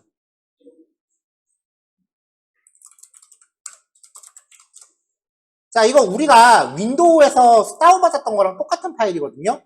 그래서 윈도우에서는 전에 startup.bat를 가동했단 말이에요. 근데 이거는 윈도우용 파일이고 리눅스에서는 sh, 쉘 스크립트 파일을 실행시켜야 돼요. 근데 여기서 실행시켜봐야 실행이 안 돼요. 왜냐하면 여기 지금 JDK도 안 깔려있기 때문에 자바가 지금 잡혀있지 않다라고 하면서 에러나죠. 자바 까는 법은 아직 소개 안 했어요. 자, 리눅스에서 잘 쓰는 건 아닌데 굳이 압축 파일을 zip으로 압축하고 싶다면 zip이라는 명령어입니다. 압축을 만들 때는 압축할 폴더, 그 다음에 생성될 파일을 -r 옵션이고요. 압축 해제는 unzip이라는 명령이에요. 압축 해제할 파일, 특정 폴더의 지정, 압축되어 있는 내용 확인. 보면은 tar 같은 경우는 tar 압축은 명령어 하나로 하나로 파라미터만 다르게 하잖아요. 근데 zip 같은 경우는 압축 명령이랑 압축 해제 명령이 다르죠. 이거는 프로그램이 다르다는 거거든요. 실제로 제가 맥 쓰면서 제일 적응이 안 됐던 게 압축용 프로그램이랑 압축 해제용 프로그램을 따로 깔아야 돼. 이거 좀 불편해.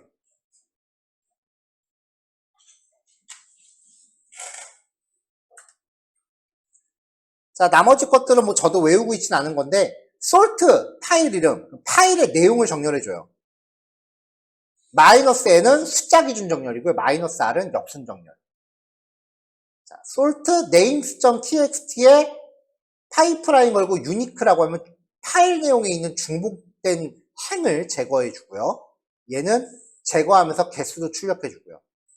sort-u names.txt라고 하면 요 안에서 중복된 내용을 내가 일일이 확인하면서 yes 눌러서 제거할 수 있고요. 자, tr a에서 z까지를 a에서 z까지로 바꿔라. 파일.txt 내용에서 소문자를 대문자로 바꾸라는 거고요. 타르 -d 딜리트예요. 띄어쓰기. 파일.txt에서 공백을 제거해라.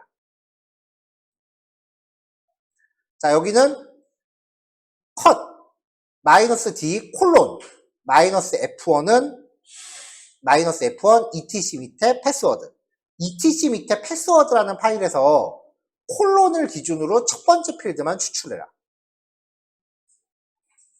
이거는 첫 번째에서 10번째까지 문자를 추출해라.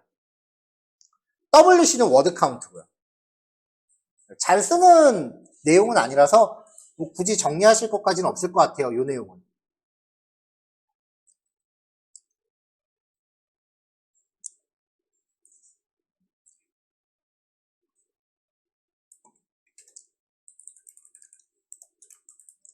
자, 그 밑에 몇 가지 활용 예제인데요. 에러 로그를 실시간으로 모니터링한다. 시스템 로그, 바 밑에, 로그 밑에, 아파치2 밑에, 에러.로그. 에러 로그를 테일, 끄트머리 5줄만 보는데, 10줄이죠? 끄트머리 10줄만 보는데, -F, 실시간으로 갱신되는 거예요. 그러면서, 그래, 에러라는 단어를 포함하는 라인만 출력해라. 이렇게 하면은, 로그 파일 띄워놓고, 계속 에러가 났을 때만 이제 계속 실시간으로 화면에 갱신이 되겠죠. 에러 모니터링 하는 거고요. 자, 요거는 특정 날짜에 기록된 로그만 추출하는 거.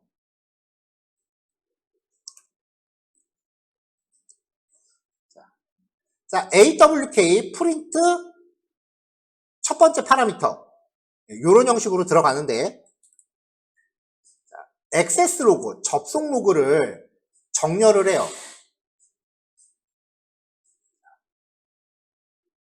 자, 중복 제거하는데, 중복 제거하면서 카운트한 거죠. 자, 숫자 기준으로 역순 정렬하고 상위 10건만. 자, 중복을 제거하면서 몇 건인지는 카운터라고 했으니까 똑같은 게 있으면 5, 7, 12, 뭐 10 이런 식으로 개수가 카운트 될 거고 요 결과를 역순으로 정렬해요. 그럼 12, 10, 7, 5 이렇게 나가겠죠? 이걸 상위 10건을 뽑으라 그러면은 결국은 가장 큰 거 10개잖아요. 뭐에 대해서 하는 거냐? 액세스 로그에서 숫자 값은 IP 주소거든요. 가장 많이 접속한 IP를 찾는 거고요. 자, DUH 파일의 용량을 보는 거죠. 바 밑에 로그 밑에 별점 로그. 로그 파일의 용량을 출력하는데 숫자 역순으로 출력해라. 그러면 로그 파일을 크기별로 정렬하겠죠.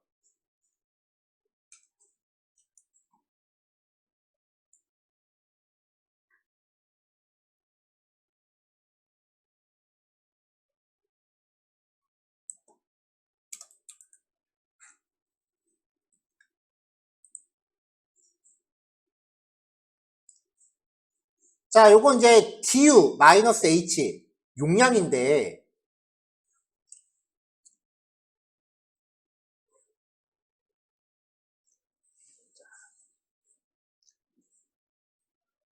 요거는 이제 하드디스크 경로를 의미하거든요. 이게 무슨 뜻인지 이거는 맥하고 리눅스가 좀 다르게 나올 텐데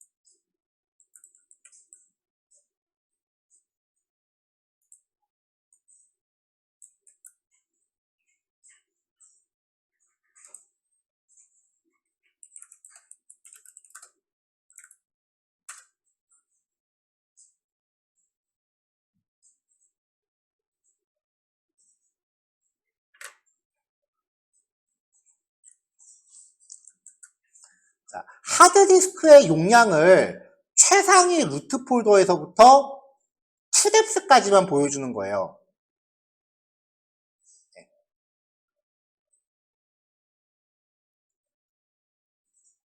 자, 그러면서 이제 용량의 역순으로 정렬하고 상위 20개만 뿌려라 라는 거죠.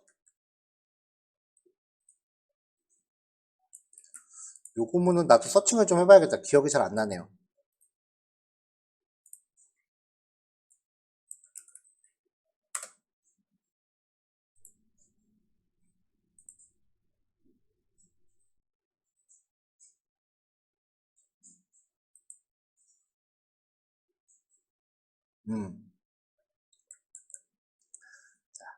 자, 요거는 이제 파이프라인이라고 하는 건데요. 아, 파이프라인이란다. 얘를 빼볼게요. 얘 빼도, 빼면 이렇게 나오죠. 빼면 뭐 출력과가 크게 다르진 않아요.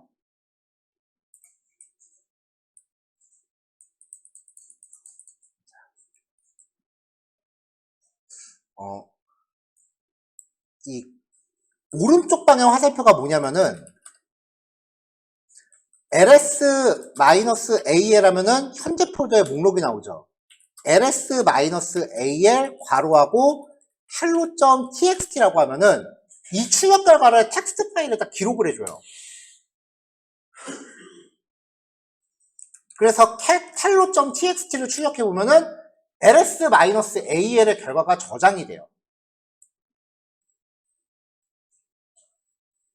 미안하죠. 잠시만요. 할게요. 자, 어쨌건 이제 명령어를 입력할 때 이렇게 오른쪽 방향 괄호를 넣고서 출력할 내용을 기술하면 파일을 이름을 지정해주면 이 명령어의 출력 결과를 이 파일에 기록을 해줘요. 이거 우리 처음 보는 거 아니에요. 데이터베이스 백업할 때 이 명령어 쓰잖아요. 데이터베이스 백업 명령어를 보면은 이렇게 괄호가 들어가요. 백업된 내용을 이 파일에다 넣으란 뜻이었거든요. 반대가 요거예요. 자, 제가 잠깐 파일 하나 만들게요. 자, com.txt라는 파일을 만들고 여기다가 ls-al 이라고 입력하고 저장할게요.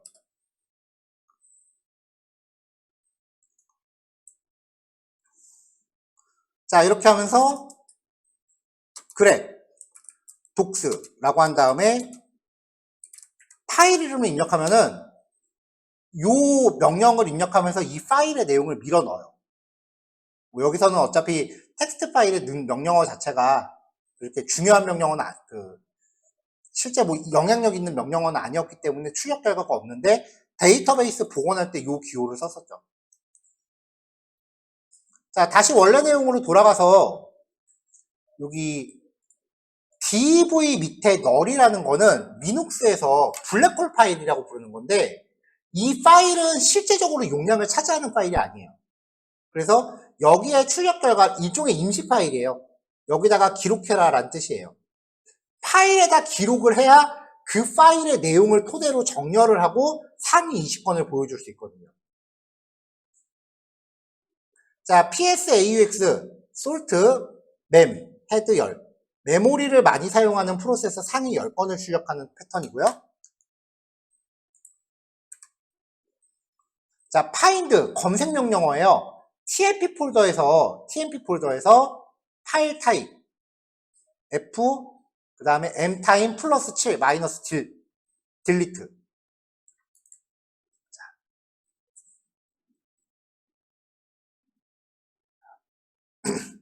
생성된 시간이 7일이 지나간 파일을 삭제하라는 뜻이고요. 자, 얘는 파일 용량이 100메가가 넘어가는 거에 대해서 여기다가 그 파일 리스트를 기록하라는 거고요.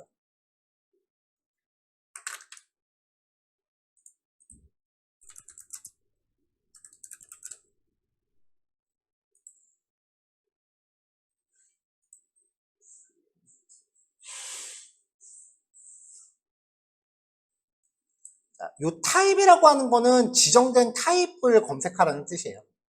그러니까 이게 이 타입이라고 하는 게 파일의 확장자를 뜻하는 게 아니라 F니까 파일 유형이 디렉토리가 아니고 파일인 것들. 그러니까 폴더는 검색 대상이 아닌 거죠. 그러니까 파일 중에 생성 시간이 7일이 초과된 파일을 지워라 라는 거고요. 얘는 루트 디렉토리에서 크기가 100메가를 초과하는 파일을 찾아서 여기다 기록하라 라는 뜻이고요.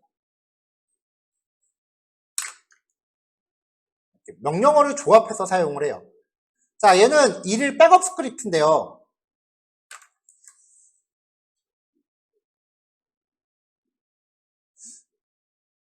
그냥 명령어라고 생각하세요. 데이트라는 변수를 하나 만드는데 오늘 날짜고요. 타르, 압축하죠. 백업 폴더 밑에 웹사이트 언더바 오늘 날짜. 생성된 날짜는 달러로 접근 가능해요. 타르.gz로 압축하는데 바 밑에 따따따 밑에 html이라는 폴더를 요 경로로 압축하라는 거예요. 압축을 한 다음에 압축한 지 7일이 지난 파일은 지워라 라는 거고요.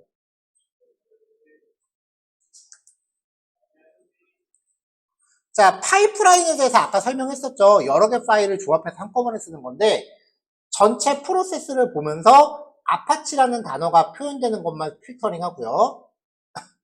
거기서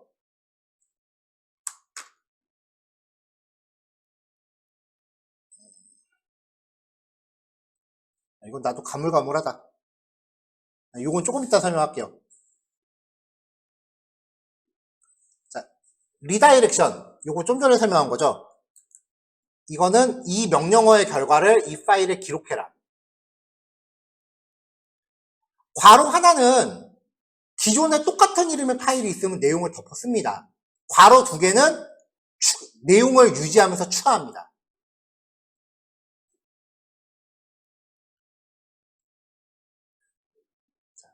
최상위 폴더에서 이름 기준으로 타입이 아니죠. 이름이죠. 모든 종류의 콤프라는 확장자를 갖는 파일을 찾아서 여기다 기록을 해요. 그 내용을 config files.txt 파일에다 기록을 해요.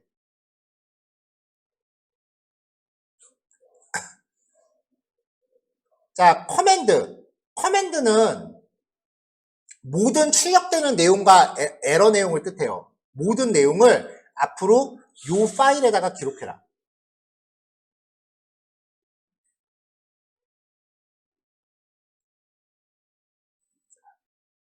unsorted list txt를 그럼 여기에 이제 파일 목록이 들어있다고 쳤을 때 이 파일의 내용을 sort 명령에다가 밀어 넣어라. 그러면은 이 파일의 내용을 정렬해서 다시 출력하는 거고요. 요거는 우리 잘 알죠?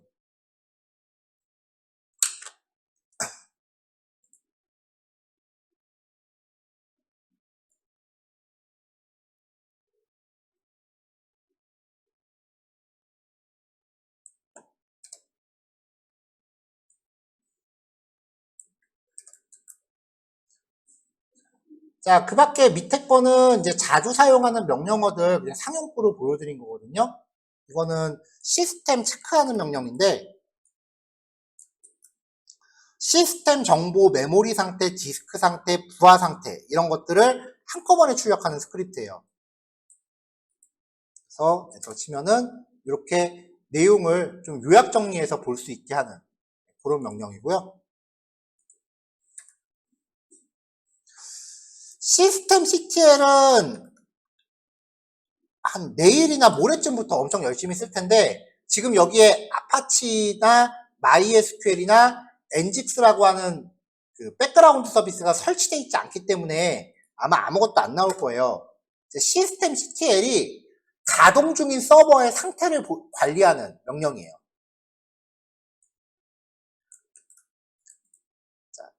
80번 포트 사용 현황. 근데 요 넷스테이트는 아까도 얘기했지만 넷툴스라는 거를 설치해야만 쓸 수 있어요.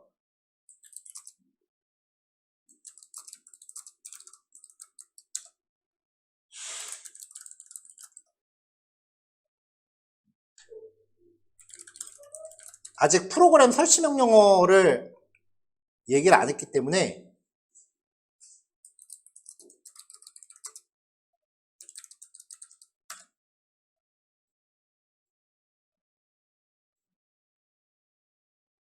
넷툴스구나.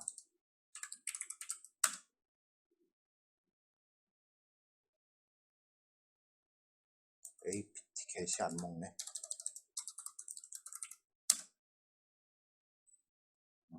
자, 이게 지금 프로그램 설치하는 거거든요. 자, 이렇게 깔고 나면은 이제 요 명령어가 이제 작동을 해요. 현재 80번 포트를 쓰고 있는 프로그램이 없으니까 출력이 안 되는 거예요. 그랩 없이 출력하면은 현재 포트 번호 사용 현황이 나오죠. 프로그램 설치할 때 apt라는 명령을 쓰는데 그거는 내일이나 모레쯤부터 이제 본격적으로 사용하기 시작할 거예요. 네스테트 명령을 못 쓰면은 ss 명령으로 대신할 수 있어요. 이렇게 해도 포트 번호 나오죠.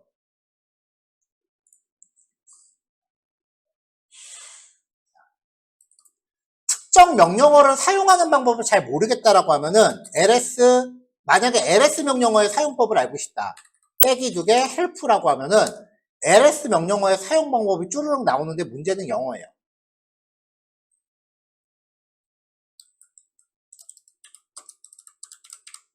이렇게 하면 grep 명령어의 도움말을 볼 수 있고요. 자, 그 다음에 이제 man이라고 하는 게 있는데 man은 리눅스 공식 매뉴얼을 뜻해요. 그래서 man ls라고 하면은 ls라는 명령에 대한 리눅스 공식 매뉴얼을 볼 수 있어요. H를 누르면 도움말 혹은 Q를 누르면 quiet라고 돼 있죠. Q 누르면 꺼지고요. 자, man K 네트워크라고 하면은 네트워크라는 단어가 들어가는 명령어들을 전부 다 man에서 검색하는 거고요.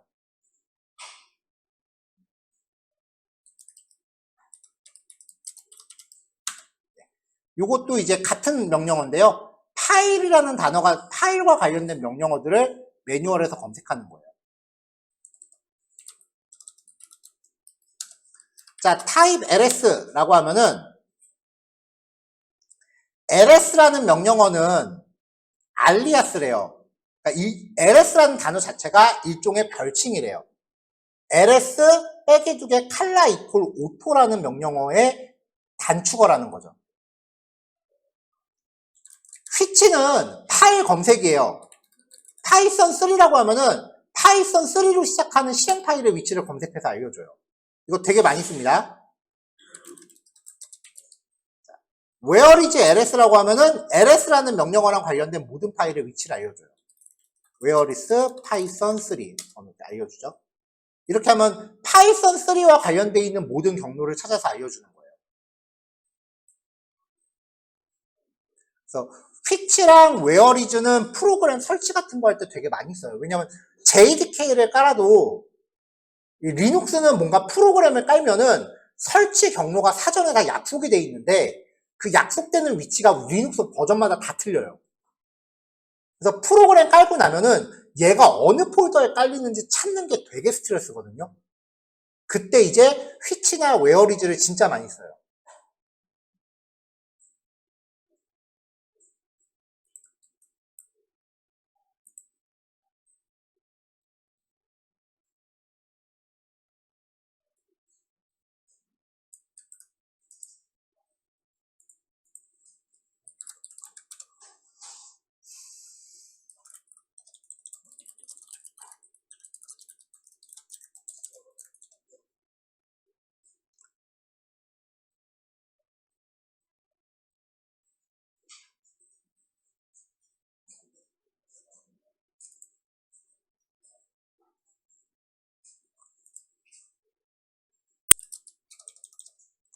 자, 다시 아까 건너뛰었던 걸로 올라가서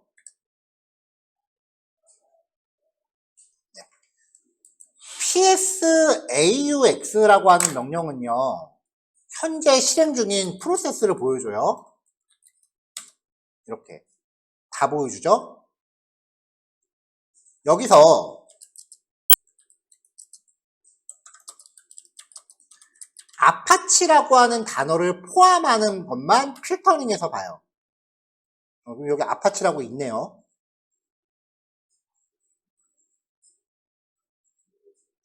자, 근데 여기 전체 프로세스를 출력할 때 보면은 현재 내가 사용하고 있는 명령어까지도 프로세스 목록에 포함이 돼요. 그래서 요거는 마이너스 V는 그냥 그랩이라고 하면은 아파치라는 단어를 포함하는 애들만 가져와라는데 마이너스 V는 제외할 단어예요. 그래서 아파치라는 단어는 포함하고 그랩이라는 단어는 제외해라 라는 뜻이고요. AWK는 필드 추출이었죠. 여기 보면은 필드들이 이렇게 쭉 나오잖아요. 이런 식으로 첫 번째 필드, 두 번째 필드, 두 번째 필드만 추출해서 가져와라. 여기 나오는 게 PID라 그래서 각각의 실행 중인 프로세스한테 부여되는 일련 번호예요. 그래서 요 일련 첫 번째 거를 뽑아서 이 값을 파라미터로 보내라. 어디한테 파라미터로 보내냐? 킬 명령어한테 보내라. 자, 요약하면 전체 프로세스 목록 중에서 아파치라는 단어는 포함하고 그랩이라는 단어는 제외해서 검색 결과를 가져온 다음에 거기서 두 번째 필드 프로세스 번호만 추출해서 킬 명령어한테 보내라.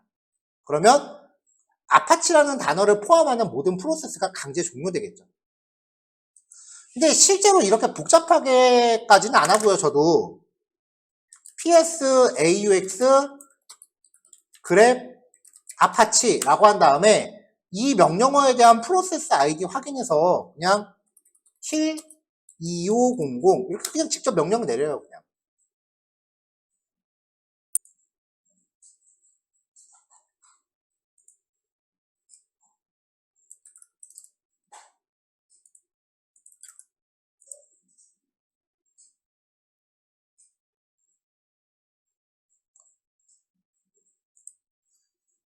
자, find는 파일 찾기 명령어라 그랬죠. 자, 슬래시 홈 디렉토리 안에는 자, 제가 홈으로 왔는데 뭐 파일이랄 게 없으니까 제 홈 디렉토리에서 할게요. find 내 홈 디렉토리에서 타입이 파일인 애들을 찾아라. 그럼 유형이 파일인 애들을 하위 디렉토리까지 다 찾아요. 이렇게.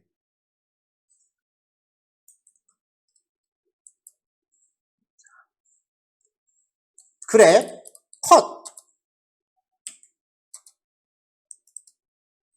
잘라낼 건데 기준이 슬래시 기준이에요. 요 앞에 슬래시 기준으로 첫 번째부터 세 번째까지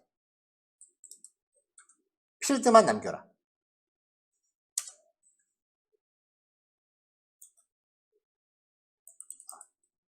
D-F 1에서 3까지. 그러면 첫 번째부터 세 번째까지 필드만 이렇게 남기죠. 자, 요거를 정렬하고요. 중복 제거하면서 개수를 카운트하면은 홈 밑에 요 값을 갖고 있는 경로가 662개가 나왔다라는 거죠. 자, 같은 명령으로 로그에서 액세스 로그 파일이 없네요. 이건 아까 얘기했었고. 마지막 거는 시스템 리소스 요약해서 보는 거예요. 이렇게 하면은 전체 사용되고 있는 용량이 102.6KB 쓰고 있대요.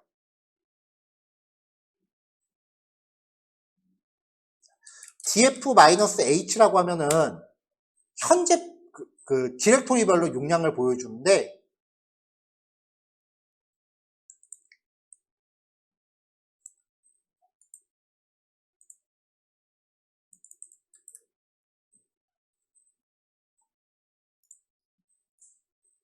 여기서 그랩 마이너스 V. 마이너스 V는 제외 옵션이라 그랬죠? TMPFS라는 단어를 포함하는 행을 제외해요. 근데 지금 여기서는 뭐 없으니까 상관없고. 여기서는 TMPFS를 제외하면은 이렇게 두 개 남죠. 네. 파일 시스템에 여기 출력 결과 보면 파일 시스템에 TMPFS라고 돼 있잖아요. 이건 지금 시스템이 가동 중에 사용하는 임시 파일이에요. 재부팅할 때 지워지는 애들. 그래서 임시 파일을 제외하고 지금 본 거고요. 그럼 여기서 이제 세 번째 필드 1, 2, 3 요 필드를 전부 합산을 해서 전체 사용량을 계산하라고 하는데, 여기 보면은 메가 단위도 있고 기가 단위도 있는데 단위를 무조건 킬로바이트로 출력했으니까 단위는 빼고 생각해야겠네요.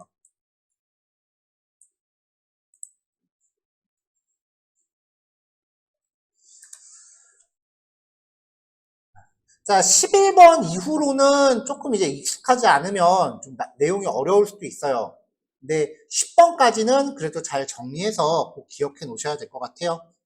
오늘 파일 하나를 설명을 너무 오래 해갖고 일단 오늘 남은 시간은 여기 있는 내용들 각자 한 번씩 뭐 어떻게든 실습을 해보시건 아니면 표로 요약 정리를 하시건 간에 각자 내용 정리하시고요. VI 에디터부터는 내일 이어서 진행할게요. 그 마지막 프로젝트 한 4시 반쯤에 배포하겠습니다.